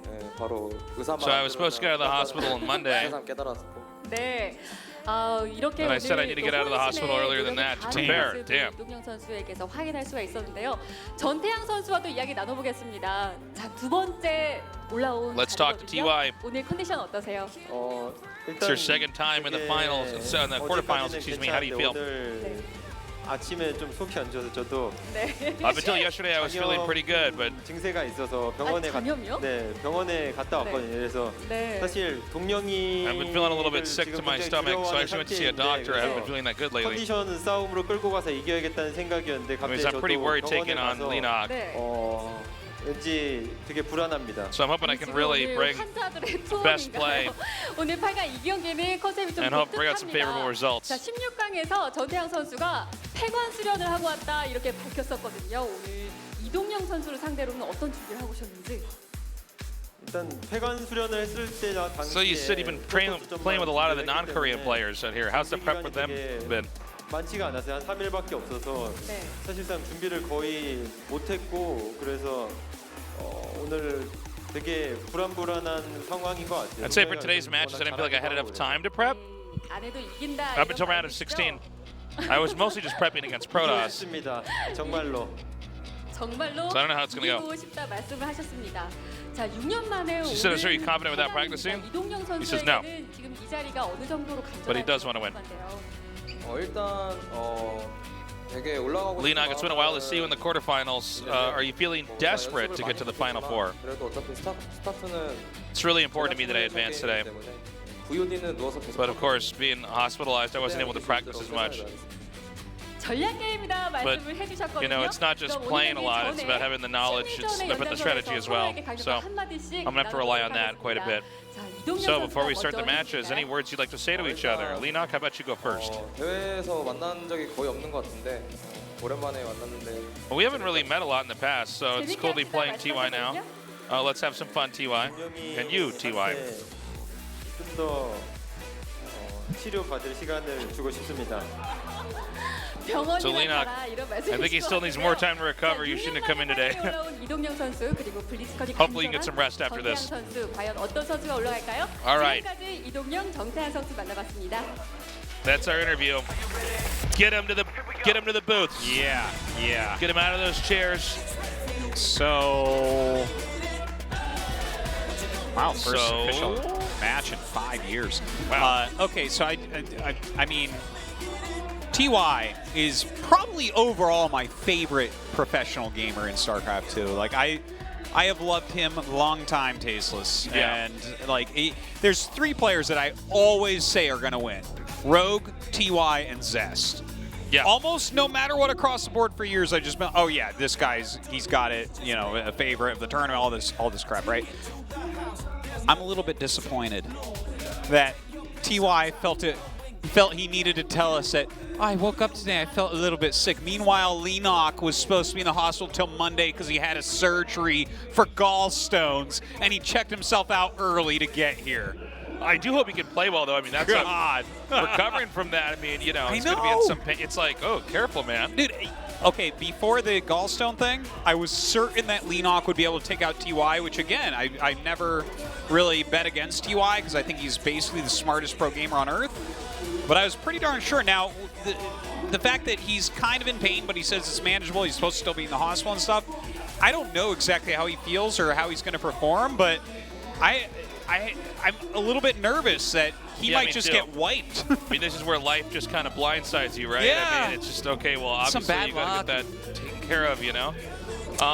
TY, though, I mean, I don't know. You know, TY is somebody who's so practiced, so prepared, and frankly has had way more success than Leenock has lately. Now, Leenock's looking better than we've ever seen before. So maybe he could upset TY here, but I feel like TY is supposed to beat Leenock. I mean, I guess if we look at the games that Leenock's delivered in this season, it's pretty insane. Yeah. But besides that, you would just expect TY to advance, especially if Leenock's not feeling 100% from that surgery. Well, I think that right now, if Leenock played 100% to his level, I would absolutely favor him against TY. I don't know how he's going to play tonight. And TY is, like, you should never, ever count him out of anything ever. He's TY.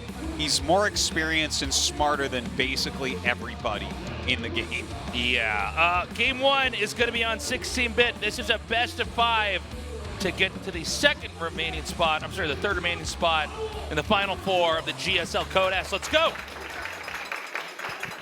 Match 1. Fight.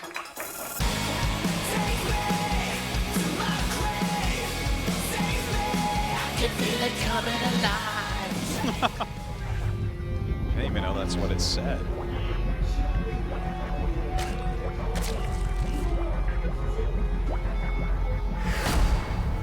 Leenock. This is his coming out again party, playing the best StarCraft of his life this season.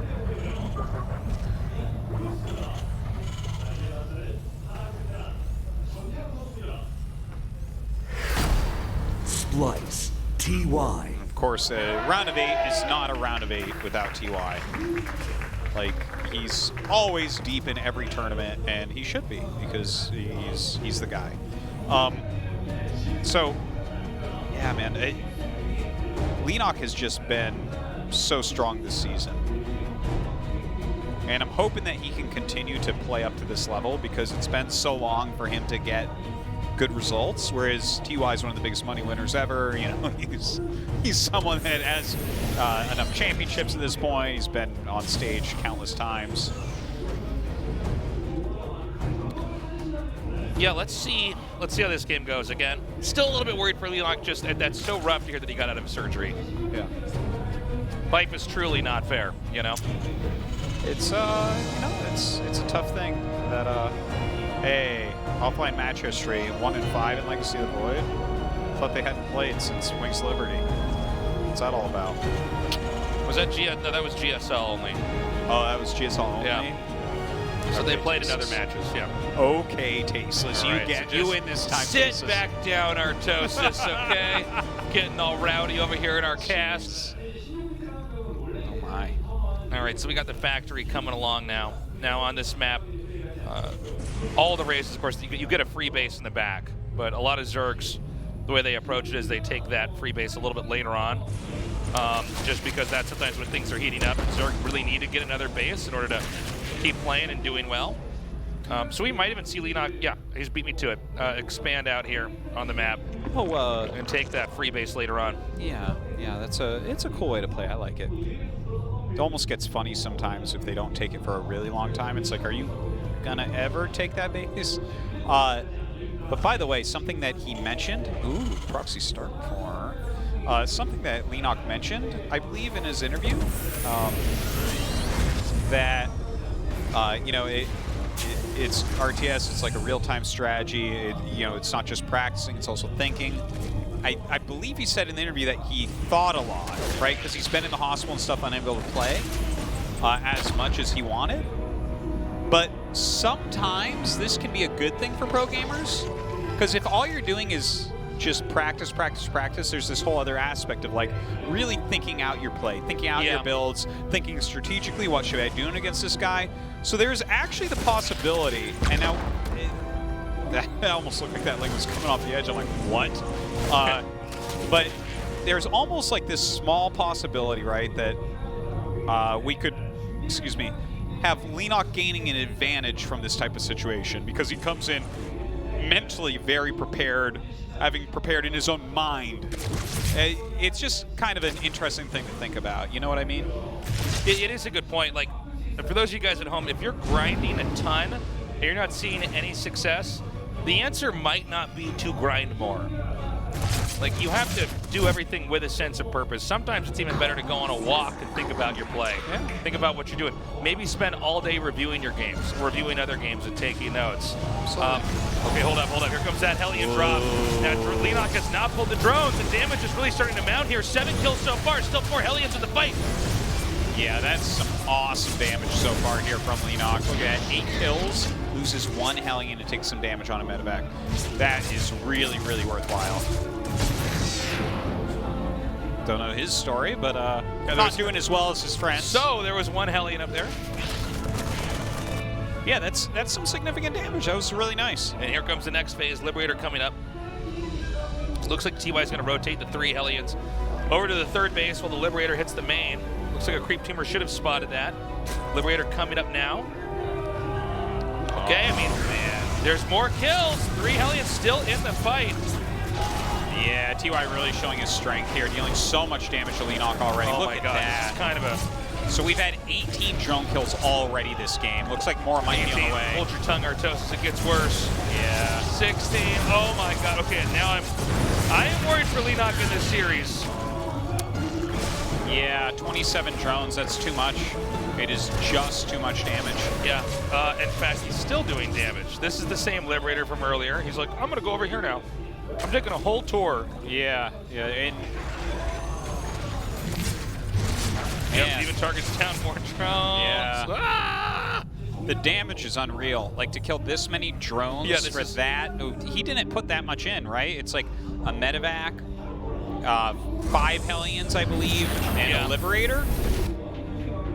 I mean, it doesn't matter who it is. Leenock, Rogue, Sue, Dark, Serral. TY does that much damage to you, we're moving on to game 2 just about. You know, it's, this is the burden of the Zerg, is to defend that attack, and that attack went so well. We don't normally see it do that well in GSL. Certainly, 2 different players with different skills on the ladder, yeah, that will happen, right? Now we've got Banshees coming in here. Looks like TY fake pushing out. Yeah. He's going to stay back here and wants to throw Leenock off here with the Banshee coming out. And I mean, there's eventually going to be medevacs coming out, and the push from TY should be almost unstoppable. Oh, man. Dude, he has no detection in the main base. Yeah, no, this is... He might just leave. He might just tap out and be like, okay. It would not be... Like, it's okay to stay to just kind of get an idea of what TY's up to, but this is too much damage. The game is lost. Yeah. Oh my God. Oh, I'm feeling really bad for Leenock. Yeah. He had such a good run so far. Now it's not over yet. This is like, this is more than enough damage. I mean, even if these Banshees had not been made, it had not come in here and done damage, he would still be in good shape. But the fact that the Banshees are just continuing to roam. Well, what I'm actually more worried about than the fact that this is a game loss is that obviously Leenock has checked himself out of the hospital early to be here. But, and the thing is, he was like, you know, I'm kind of feeling the pain is all manageable and stuff. I think I can play well today. Do you lose all your confidence after this game? Do you say, oh man, I'm not able to do it right now? It is a little bit scary, right? I mean, you know, morale is a real thing in a best of 5 Artosis, and having a crushing game 1 is not going to help you, especially not if you're under the weather here too. Yeah, man. It's hard to even know what to say at this point. Like, Leenock's in so much trouble. He's trying to make something happen here. He does have links and speed veins, so I guess he's going to actually clean this one up. So that was a nice cleaning of that push, but he's playing against Mech, and he's gone for Zergling-based play, right? We see +2 melee on the way. We did see, what was it, Dark, kind of freestyle a mass Ling Bane into Ultralist strategy against Mech and somehow make it work, but it was the entire time we were kind of sitting there questioning it and thinking, I don't know if this works twice, you know? Yeah. And that was Dark versus Gumi. Oh yeah, in the round of 16 is where we saw that. It was, and I mean, it was super cool, but is Leenock, after losing 50-ish drones so far this game, going to be able to make something like this work? I'm hard-pressed to say yes. Well, I mean, I want to believe that he can come back from here, though. That's the thing is, you know, initially you might look at that push, or someone might look at that push, and say, oh, you know what? He held off that attack. And it's like, no, man, those are Marines. He only had those Marines so he could be safe against while going into mech. Yeah. So the real attacks haven't even come yet. Well, the Thor drops are coming out. Luckily for Leenock, he does have Hydras, so that is definitely one way to try to fight back against this type of composition. Here we go. Some Banelings actually hitting the Thors. Okay, there you go. He actually sends a few passes now towards those Hellions. Leenock's starting to stabilize here. I mean, these little pokes are really not doing that much. I guess the bigger question, though, is when TY gets maxed out. Yeah. You know, by the way, we see Swarm hosts are being made here, so. And I love me some Swarm hosts against Mech, but I think it's going to be too little, too late. Yeah. It's not that they're the most expensive unit, but he's put a bunch of his money into it. He's going to launch them. There's enough Hellbats plus Medevacs that they're going to be able to absorb it for a bit, and TY is going to hit his max push. And that is going to be one hard push to stop. It's coming, Tasteless. It's coming. The trailer is playing for the TY push. People are buying their tickets. Yeah. It is a horror movie if you are a Zerg player. If you play that theme song backwards, Tasteless, it's a satanic voicing. All your drones have gone to hell. Okay, these Swarm hosts are coming. Here comes the push. I just don't know if there's anything that you can really do. We even see Hellbat drops, I should say, are going to be over here doing a lot of damage. And I mean, TY, I think, might be able to come in here and bludgeon this. Hold on, Banelings, if you can clear the Hellions before the tank siege, then that's where the Swarm hosts actually can clear the tanks. He kills some of them, but I don't think quite enough. Okay. Banelings coming forward. Some of those Hellions. All right, that's it. Leenock taps out. GG. TY takes game number 1. All right. Leenock just lost so many drones. There was... Yeah, that had nothing to do with the ending attack. It was all the workers that were killed off to where it doesn't really matter what Zerg's trying to do. You're not going to have enough. And that truly a game like that can happen to any Zerg, just occasionally. You're going to have a game where everything goes wrong. It's just... Here's the question. Is Leenock actually in playable shape to hit a round of 4 today? And if he is, but it's just one of those random games where everything went wrong, is this going to impact his mentality greatly? Because you got to have questions about yourself. Like, am I really going to be able to play well today? Sometimes you feel like, yeah, and it's not the case. Yeah, and then the games are you're playing disaster. Because if you're even playing at 90% against TY, you're done. Yeah. Well, also, I mean, the fact that he lost to those workers and then tried to tech into something and then lost. I mean, that was a rough game for Leenock. Guys, we're going to go onto the map Lost and Found. Right now, TY with a 1-0 lead. Leenock needs to turn around. He just got out of the hospital. In fact, checked himself out early. Good luck, Leenock, because TY so far today has delivered. Match 2, fight.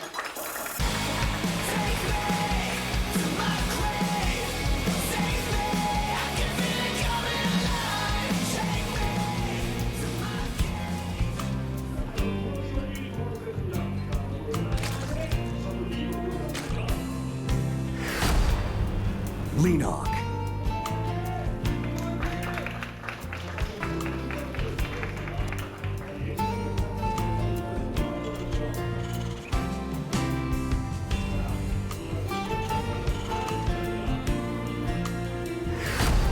Splice. TY. Yeah, so just have to kind of sit back and wait and see. I think that TY is going to keep early harassment pressure on high. I don't think it's going to be any slow, just macro things. Like, for sure, he should be running around trying to get some drone kills, trying to mix something up early on Leenock, and see if you can continue this trend. Because that's the thing is, if you're a little bit off, right, your units are a little bit late or a little bit out of position, TY is going to get the easiest round of 4 of his life. I'm really hoping that Leenock does not get 3-0 here. That's going to be so sad, especially if he's checked himself out of the hospital. I mean, it really shows how committed he is to the game. But I'm really hoping we have better games here. Yeah, I don't For want Leenock's sake, even if TY wins and moves on, okay, fine. He might have done that no matter what, but just to have a better series. Yeah. Sometimes it's not even, did I win or lose the game? It's like, how did the games go? Did I feel like I played my best? Yeah. Playing well and playing terribly are two very different feelings. Like, if you lose in both ways, if you play poorly and you lose, it's just like regret and sadness. Yeah. If you play well and you lose, it could be a bump to your ego or something. Oh, but yeah. Sometimes you at get done least with you're a like, long you know game. what? If it's against someone like TY, it shouldn't really be a bump to your ego at that point, right? Oh, exactly. If Leenock plays well and loses him, he's like, all right, I mean, it's TY, multiple tournament champion, badass. No, yeah, sometimes you'll have a long, drawn-out game, and even when you type out GG, you'll say, man, that was a hell of a game. I had a good time doing that. And, you can go back and look at what you did and say, all right, I played well, but it looks like, okay, here's the spot. Here's where I made that mistake. And if I make these small adjustments, I could probably come back and be fine. Yeah. Oh. Imagine if that Overlord dies. I'm just like, all right, guys, it's 3-0. All right, guys, I'm going to pack it up. Unplug his keyboard and mouse. Okay, well. You think we're going to see more meching? I wouldn't mind seeing it, to be honest. Like, I really do like the mech pushes right now, especially against someone like Leenock, who has shown us, like against Maru, that playing against the bio style, the thing is with mech, I feel like you always have this one push that's really hard for Zerg to deal with, and the whole game, I mean, is a well-fought game. Whereas with bio, if you don't do damage early, it doesn't feel like the game ever ends early, right? Like, you're never going to kill the Zerg sharply at that point. Whereas mech, I don't know, that's just kind of the feel I get from our more recent TVC meta that we've had in GSL. Yeah. The way that the games have looked here. Yeah, I mean, let's see what happens here. It's just, I'm always interested in where Terrans are deciding they want the matchup to go, because it's ultimately up to them. Do you want to go infantry or do you want to go mech? Now we have the 2 medevacs coming out with infantry here. And it's cool to see if you have a player who commits to one, or if he's just trying to rotate it in and out constantly, like we've seen Gumiho do, and actually TY do a decent amount. Now this is kind of an interesting attack that we have coming out from TY. Leenock sniffed it out because 3 Lings ran in, there were no Marines there, so trying to get into position right now. Does have that one Widow Mine. Okay, pushing forward. No scan yet to kill the creep tumors. As a technical push here. Oh wow, the Queen actually eats that shot. That's actually really good Yeah, for I was quite surprised by that. I actually thought the shot was going to hit the Lings initially. There is an armory on the way. Now, there's a small possibility it's only for Hellbats, but definitely could be mech coming up again. Leenock once again going for Zergling upgrades. Kind of cool to see these two Hellions come down with this group. So ideally, guys, you want that Widow Mine hit to hit all the Lings. And then it's really easy to just control the infantry. You start killing queens and doing the damage you need to do. So I don't think Leenock is going to get busted here, but sending the Hellions in with this is kind of an interesting touch on what we already have. Now they're Hellbats, so that definitely helps out quite a bit. He Yeah. doesn't have any Banelings or anything like that. He has 4 queens, he has some transfusion energy. This Hellbat position is really good. Yeah. It's like very hard to get the ideal surround on all of them. But there's so many Lings here from Leenock. Yeah, he'll clean that up without too much problem. And that is the end of that attack. I mean, even the Medivac was killed off. Looks like there's a Liberator over here. Ah, actually a really fantastic Liberator. Oh my god, already 4 drone kills. Gonna get another one right there. And really utilizing the fact that the queens are out of position to deal with those Hellbats. You really have to draw all your forces together, deal with the push like that. Oh, nice transfusion as well. Okay, I mean, this is the game that we needed to see here from Leenock so far. He's kind of holding off everything. Even slowing down that command center, which is made just outside the front. In fact, I think there's 2 command centers being made. Am I wrong? Oh, you There was might be one right. of them main. I think there was. I swear that was a command center that was outside the front. I mean, it could be. Gonna bring back, channel the Spirit for GG at this point. How many command centers are we gonna get? But oh wow, these Hellions come and roast some drones immediately there. You know, even if TY's initial attack doesn't do that much damage, he's still pretty precise with the follow-ups. Oh yeah, TY has just always been so good at this aspect of the game. It's multitasking, it's multi-prompt harassment. Whoa! 15 worker kills again. Okay, I mean that was definitely very good, but Leenock hasn't taken anywhere near as much damage as he did in game 1. That's correct. This is not the same thing as what we saw before. Yeah, it's still bad. He's definitely lost a lot of drones. He's had to make a lot of Zerglings so far, and it is mech once again, by the way. But it seems like Leenock is switching up his unit comp a little bit here. Look at that, +2 melee, +1 range, Roach speed, Baneling speed. Yeah. I almost feel like we're going to watch a ZVP from 2 years ago. Yeah. So more and more factories are coming out here now. TY's been able to stretch out pretty nicely here as Leenock's basically been on the defense. It's really cool to see that, you know, TY just keeps sending out these sometimes scrappy, sometimes pretty formidable little attacks. And he's really organized about how he comes in there. Like we saw those drones being transferred. That's when he went for the dive, saying, okay, that's your weak spot. Now with this out on the map, is there going to be anything Leenock can do to try to slow down these bases? I don't think so, especially not with the Cyclones mixed in here. You know what? But his unit comp is actually really good against Battle Mech. Like, Ling Speedbane Speed Roach is going to counter Battle Mech really, really well, I would say. He doesn't have those upgrades done quite yet, but when he does get them, yeah, this little group unit's going to have to back up. He's going to have to fall back into siege tanks. Okay, he's already getting some of those siege tanks now, but hey, he did poke out that hatchery. Yeah, that was nice. And he's basically going to get away unscathed, so. And he's on 4 base right now, but the siege tank count is going to be really, really low because he's been making Cyclones, and he's actually making 2 Thors for some harassment here as well.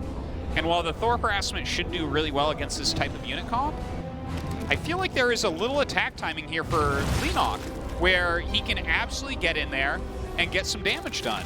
There's not enough siege tanks defensively. Okay, this is the moment Leenock has to make this work. Oh, okay, I think TY might be being a little bit too cocky here. I mean, he should know after the 3rd base is taken out, what he needs to do is defend, not keep doing damage. And with this army not positioned nice, this is bad. Let's see if Leenock can pull it off. Here we go. Speedbane's coming up, actually picks up those Hellbats. Yeah, he wants to get those away from the Banes so they can't connect efficiently. And he'll actually unload these when those Hellbats are a little bit lower. Here we go, unloading them now. Yeah, really not bad connections there. The Biles start to go down as well. By the way, 1 siege tank way in the back, making it harder to push as there are queens, indicating this is basically an all-in. CC's going to lift off, but bear in mind, there's a 3rd CC elsewhere there in the center right of the map. So, I mean, You have to make this work like now if you're Zerg. Well, he can get in here and actually bile down tanks perhaps. Look at the SCV block though, fantastic. Biles do get rid of one of the tanks, but the Zerg army is starting to get thinned out. Okay, he can start to juggle these Thors as if they were immortals. Oh! Yeah, not too many units left over, but look, he kills 18 SCVs, gets rid of a bunch of the expensive tech units. Leenock continuing to produce roaches, though, on only 3 bases, so he's a little bit all in right now. Well, the truth is, Artosis, TY has more workers, plus he's got the mules. Yeah. So he's still got a more functional economy, but Leenock does have a lot of these Ravagers, and he can come in here, actually kind of faking him out to make it look like it's a Hellbat drop over that. So the Liberators are going to try to sneak out across the map, but this counter damage is going to be really bad if it actually manages to start getting real drones here. It looks like TY might actually not be able to hold this. He's going to have to get his tanks really nicely spread out. Yeah, he's getting 3 tanks at a time right now, though. Yeah. Oh, look at this. The double Liberators coming in right now. Let's see. Leenock, this is basically his big chance, but I think there's too many siege tanks. I think you're right, Artosis. Also, TY is doing a very good job keeping a safe distance from a lot of these Banes or the Hellions. Yeah, he's trying to bile these down, but the siege tank's just too powerful right now. Leenock just being butchered. Oh my gosh. GG. 2-0. Now, Leenock looked a lot better in that game. The problem is TY looks absolutely terrifying. Yeah, he does. He does. He kept that pressure off. It seemed like he almost got a little bit too greedy, but Leenock unable to really finish him off there. So, I mean, very well done by TY. I'm got to say, though, I am feeling for Leenock. Yeah. Having come out of the hospital and all this, and I mean, he's been playing so well this season, and sucks. everyone's even, all the pros too have been talking about it. It's like, normally I'd just say Leenock, but he's actually really good right now. Like every pro has said that in their interviews when he's come up. So everyone's kind of on the same page that this guy is a badass right now, but tonight, 0-2 against TY. Now, one quick thing. TY has a ridiculously disgusting history of going up 2-0 and then losing 0-3. That is true. Can Leenock actually pull it off? I mean, TY's play has just overall looked like if he was an RPG character, he just has higher stats and everything, you know? Yeah. Not exactly like TY seems to have any kind of clear weakness. Game 3 is loaded up, guys. Either Leenock clean sweeps this or TY wins. And we're in game now, so let's do this. Game 3, Leenock, TY. Match 3, fight.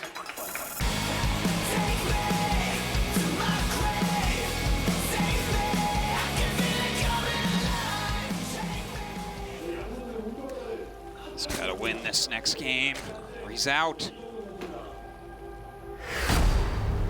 Leenock.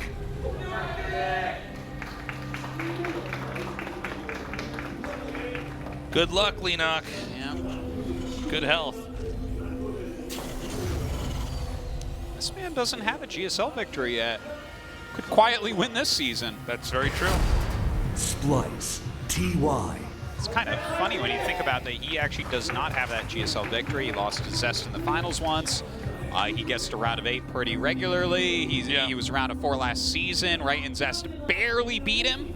And then again, don't forget, like Maru not nearly as confident in his TVT normally. So that could have been so differently, right? If one of Zest's proxy cheeses that he did to TY didn't work, yeah, we might have had this guy being the defending champ right now, you know? It's very true. Gosh, what an interesting situation here, because like TY is also one of those guys where we're like, is he the best? Like off and on, you know? Absolutely. Like Innovation too, where it's like sometimes we're not talking about him, and then it happens again in a season. We're like, oh yeah, no, of course, he's always a safe pick to win. Those 3 Terrans, Stats, Dark, Rogue, those are generally the guys for last. Yeah, the 3 Terrans being. Oh, excuse me. Yeah, 3 of those 4 horsemen. Beyond isn't there right now, but still very good. But I think Beyond might have fallen off his horse and Gumiho got on it. He does not good at riding the horse, and it's all weird. It's all weird. Gumiho might not have a horse, but I tell you what, he knows how to scare horses. Gumiho might be like riding on a kangaroo right next to him. He does a mech kangaroo. Is he on the back or is he in the pouch? He walks around with cymbals, man. You think you're a badass on your horse, he just bangs his cymbals together and your horse throws you off.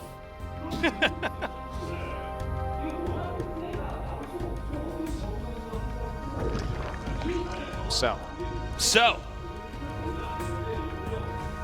Artosis, I really want Leenock to turn this around, or at least get us to Game 5. Yeah. If this is the way that his tournament ends, it's a really, really tragic ending. Yeah, but you know, I regardless either way, because he was talking about possible retirement and stuff like that. He's still young. Yeah. I hope that he can keep it up because he's a very exciting player to have be a top tier competitor. Because there's, you know, we have all sorts of different top tier competitors, but he brings a different flavor of Zerg from the other Zerg players for sure, right? Yes. Sue is dynamite early and mid game, right? Dark is so creative and mixes in aggressive and macro plays. You got Rogue, the ultimate late game player. You know what you're missing there? A Leenock. A generally aggressive Zerg. You're missing purple hair. That's true. He's the only guy who's cool enough to color his hair out here. You got to have one of those guys. Otherwise, we don't have the right boy band look for our GSL players. Yeah, Leenock actually a former GSL finalist as well. That's right. That was one of my favorite finals ever, him versus Jokchi. Remember that? That was great. Was such a good finals. A lot of people don't think about that anymore. Jokchi lives by me. He actually I see him walking around finally. Yeah, but I see him walking around my neighborhood all the time. Sometimes it's like too far away for me to even say hi. I'm just like, oh, there he is. He's probably seeing me. Like, there's that bearded caster. And I say finally, I don't mean in a negative way. It's a lot of people were wondering for quite some time. But I really do feel though for Leenock with this health thing, it reminds me like when StarCraft Remastered just came out and my hand was broken. Oh yeah. And I'm like, wow, well this is just, there's nothing you can do. I guess I get to watch all my friends have fun. Health is the ultimate controller of things. That's right. It's an unfortunate thing, but let's see how he does this game, right? He's having some roaches made right now. That's a lot of Hellions running in. I'm scared, Tasteless. Okay, I'm seeing a pattern here. Now hold on, it's only been 3 kills. Oh my god, the Liberator's out. It is in range of a spore. Oh my god. Okay. I think we're going to get to 20 kills here before this ends. In fact, I think it's going to get even worse. Yeah. So his trick is he has Hellions kill all the workers, and then Zerg doesn't have an economy. Seems like a good strat. But without those workers, as far as I can tell, there's no way to gather minerals and gas, and therefore no way to make an army. Well, he still had 28 of them. Yeah. So he loses. The same number as what was killed. Yeah. Like, man. Poor guy. I don't think this is even how TY wanted it. Well, this is also a little bit awkward for TY, right? It's like, oh, wow, I'm just crushing him. I mean, I am going to play my best. This is my job. Thank God TY let us know that he felt like he had a cold this morning. Yeah. I would have stayed quiet. I would have been like, oh, yeah. It's a hard thing to complain about in the present company.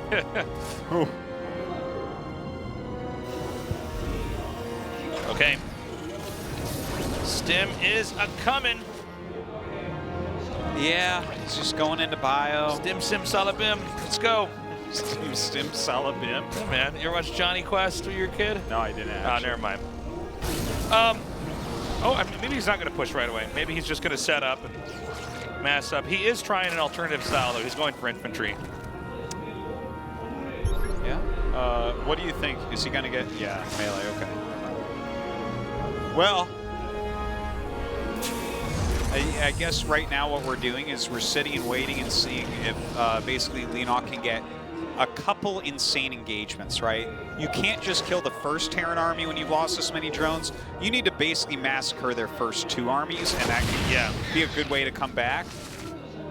He's got his drone count up to something reasonable. He's getting upgrades. They're all a little bit late. The push is coming.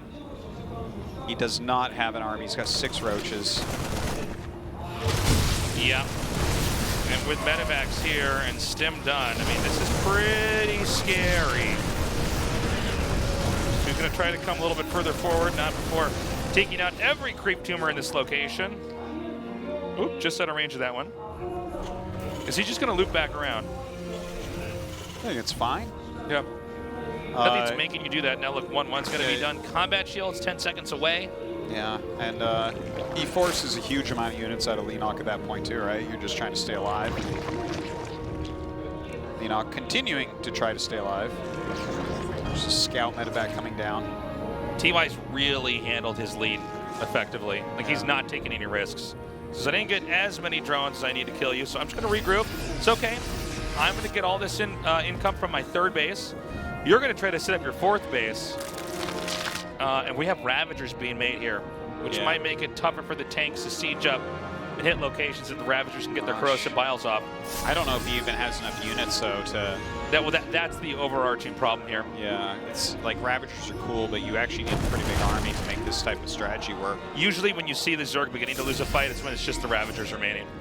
Oh, yeah. That's when you can safely say this is probably over. He had like 1 Baneling connected, seemed all right. Okay, he has Baneling speed on the way. That's where that can really help you out. Maybe Terran makes a mistake. There's a big drop towards that main base. So he's just going for the main, boys. Yeah, he's got a lot there too. He's got that 1 corrosive bile from the low ground. That's kind of neat. Yeah, that's forces pretty him cute. up. All right. However, there's another drop coming through here.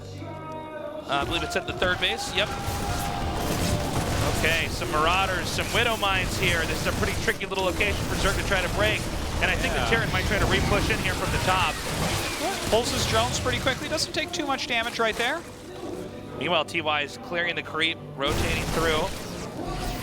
You know, Leenock's hanging on. I mean, it is still just TY on 3 bases. He is massing up a lot. You know, it's not just the bases you want to watch for when you're looking at the Terran. It's the upgrades they're getting, too. And how their army is just overall becoming stronger and stronger. Yeah. Yeah, definitely has stayed on top of that, but the 2-2 from Leenock is not that far behind, which is pretty neat. And if he can get his macro going enough, you know, you get a nice sizable Lingbane army. You can hold off Terran for quite some time. And that's what Leenock's going to have to do this time around. Yeah. What's Leenock's next step? Because we don't see an infestation pit yet, nor do we see higher tech. I think what we're going to see from Leenock is he's going to hit the 2-2. He's going to try to kill the army that comes out, because this is an obvious 2-2 timing from... well, anytime you go bio against Zerg, unless something really weird happens, you're going to hit a 2-2 timing. But if he can stomp that, I think we're just going to see a big counterattack. That's maybe Leenock's plan here. Hey, I would love to see it. You got these tanks are chiseling away at that army. Yeah. So many different angles that TY can try to attack into now. Also, this 4th base spot is actually pretty hard to counterattack. But I guess that's what Leenock's game plan is. That or go for a flank. Medevacs flying through. Looks like they want to get some more harassment done. The army's kind of passing each other right now. So that's going to be a free kill probably on the 4th base of Leenock, but he's going to get a free kill on this 4th. Thing is, the Banelings are going to be used to take out some of those workers, which means he might not have enough Banelings to actually have a fight here. TY supply blocked at 176. If he can come down, flank this army and kill it, even if he loses that base, it gives him a shot still. Oh, not the best pickups here, but again, small little squads not being picked off yet. Reinforcements on the way. It's just Ravagers and 2 Roaches. Oh boy, I don't know if that's going to work out well. Oh my God. Just completely massacring that. And I believe that base in the center right, that one's almost dead, right? Yeah, for sure. He can run from these Banelings for days. Ugh. Now, throwing down the biles, not going to get any to connect. Gets out with a small chunk of that army that went up there. Those units haven't scaled well anyways, only getting the carapace upgrades. Again, guys, it's all down to these Banelings here, you know? If he doesn't get good connects here, it's going to be bad. And I mean, the thing is, TY just keeps expanding. He keeps growing. He keeps the pressure on. Okay, but these tanks, unintended. All right, the Widow Mines aren't as bad as they could have been, and even the Siege Tank hits, not as bad as they could have been. Clearing some of these mines. That did TY overexpand here. Did he get a little bit too cocky? I mean, the Zerg army is beginning to push him back. Yeah, it's so small, though. Over time, Terran Micro is so good against this type of army. Leenock trying to hold it together. Still got a decent worker count. He's got good upgrades. Not for too long, since 3-3 is on the way, though, for his opponent. Okay, continuing to kite here. I feel like Leenock's pushing in so far, but then he doesn't know where to bring his army when it actually gets up there, you know? He's like, I'm in, I got inside your area. Ah, let's go over here. Oh my God, there's nothing there to protect that. Hey, the Bio's actually doing a pretty decent job of zoning things for him. Oh gosh, a lot of drones have fallen as well, though. The thing is, Terran will live through this attack back at home. There's no way that it's going to end the game. I don't know if Leenock can recover economically, though, from the damage TY did with the counter drops. No queen, no base. GG! Well, kind of a disappointing end to this tournament for Leenock, but you know what, TY? You don't want to take anything away from him, right? No, He's gotten a round of 4, second time in a row. He plays against Neeb in this next round, so that's going to be a very interesting match. Man, well, that's a sad ending for Leenock, but, you know, that's part of the drama here at the GSL, you know? Yeah. All these guys care so much and try so hard, and only one gets to have that trophy, you know?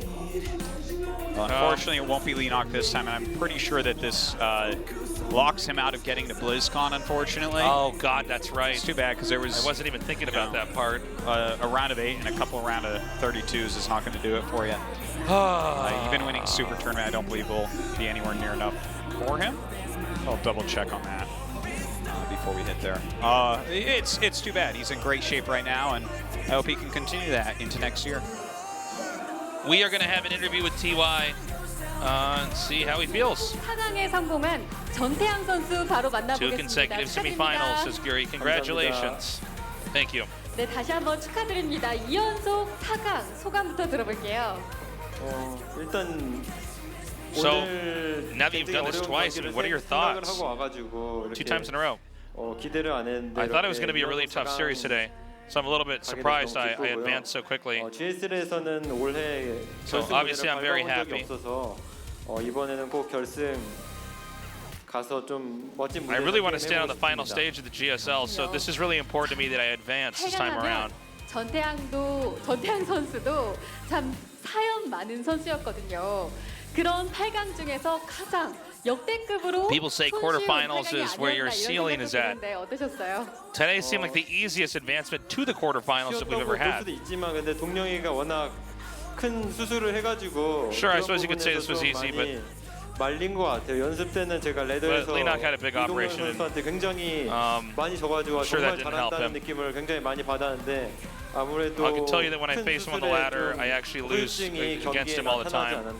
So, 네. I mean, I would chalk this up to a surgery, unfortunately. 그 장염의 영향이 다음 경기에는 미치지 않을까 혹시나 또 걱정이 되는데. 사실 저는 그 초기 증상이어가지고 그렇게까지 But you had a stomachache too. You were complaining about your health. 그 수술을 받은 거 아니라서 괜찮고요. 네. I don't think there's a good comparison there. 잘하면은 Leenock surgery and me having a stomachache before I got in here. 4강까지 할 수 있을 것 같습니다. 네. 전태양 선수의 4강 상대는 정해졌습니다. 이병렬 선수가 아니라 닙 선수인데요. 이미 16강에서 한프로토스를 뚫고 올라온 전태양 선수예요. So you're going up against Neeb in the quarterfinals. 닙 선수를 만나게 된 점은 어떠신가요? 사실 대부분 사람들이 오늘 이병렬 선수의 승리를 played against this really strong Protoss. 했는데 닙 선수가 you're going to. 이기는 걸 What's your take 보고 on him? 깜짝 놀랐고 좀 닙 선수가 굉장히 열심히 I was pretty shocked when Neeb won today, especially against a player like Rogue. 힘든 싸움이 될 것 같고요. I know for a fact he trains really hard. I think it's going to be really, really tough for me. 흘러가서 프로토스전이 굉장히 힘들다는 생각을 많이 하는데 주어진 시간 내에 준비해야 이길 수 있을 것 같아요. 네. I always feel like it's just going to come down to race balance. So I'm just going to have to practice hard and prepare hard, which I'll do. 한 발짝 한 발짝 더 다가가고 있습니다. 팬들에게 앞으로의 한마디 들어보겠습니다. So you rank 7 on WCS points. 작년에 이병렬 선수한테 지고 거의 And also any words to your fans. 4강에서 블리즈컨 So the last season when I lost against Rogue, I couldn't make it to the finals. 이번 블리즈컨은 꼭 Excuse me, to make it to BlizzCon, I was 사실 올해 제가 그렇게 pretty devastated, to be honest. 잘 벌진 않았거든요. I was pretty depressed. 그래서 올해는 this year, 좀 I didn't feel like I don't think I've won enough prize money this year, which is frustrating. Hopefully. GSL 우승 상금부터 전태환 선수가 Hopefully, even though I didn't have a great start of the year, I'll have a good ending. 다시 한번 4강 진출 축하드리겠습니다. Once again, congrats, TY. Thank you. 네, 스플라이스 전태환 선수 만나봤는데요. Oh, Tosis. Let's forget about this Leenock TY thing and remember that Neeb is in the Final Four. Yes. And America is going to win the GSL. That's what truly matters. And we're going to have to call it the America StarCraft League, and it's going to be really confusing because we already have ASL, all right? There's just 2 ASLs, and you just don't know which one it is until you turn on the stream and find out what's happening. Anything can happen from here on out. Look at this, guys. Sunday is our next match. Do not forget it. That is not our normal time. Yeah. That is also the day that ASL starts, so definitely tune into that.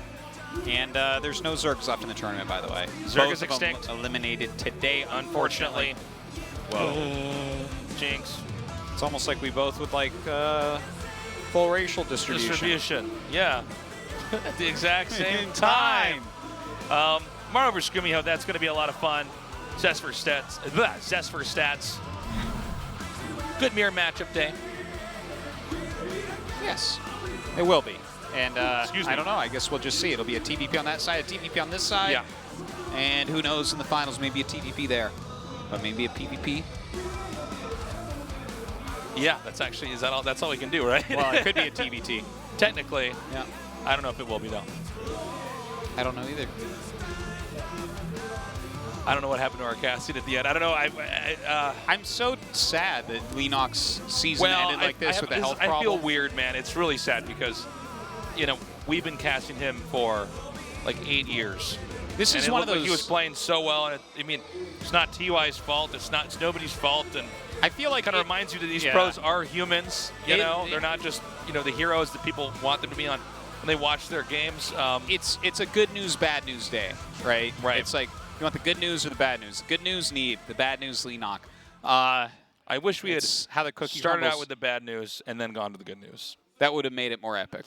Yeah. Having the good news, then going into really bad news, it's like, always ask for the bad news first. Yeah.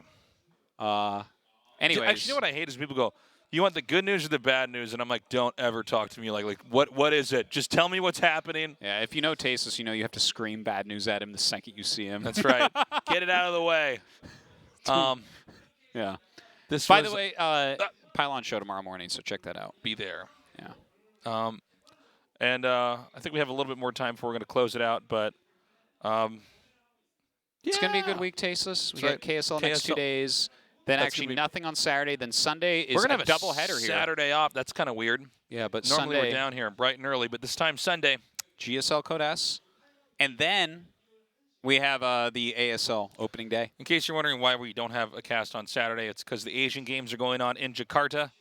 Maru's there. Yep. And we need him to do that round. He's got to go kill it in Indonesia and then come back here. Yeah, I think Castor Park's down there, and so is No Regret. That's right. Look at that. It looks like it's good old Tastos is back here holding down the fort. Yeah. So yeah, we will see you guys tomorrow on the StarCraft channel.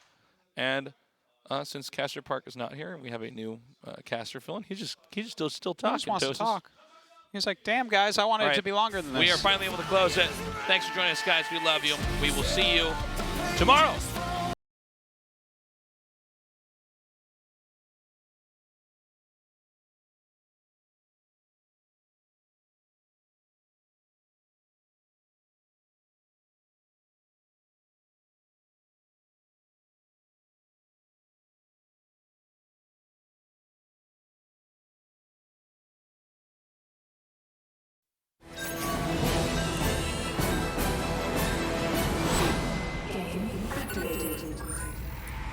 There's a place at the end of the road.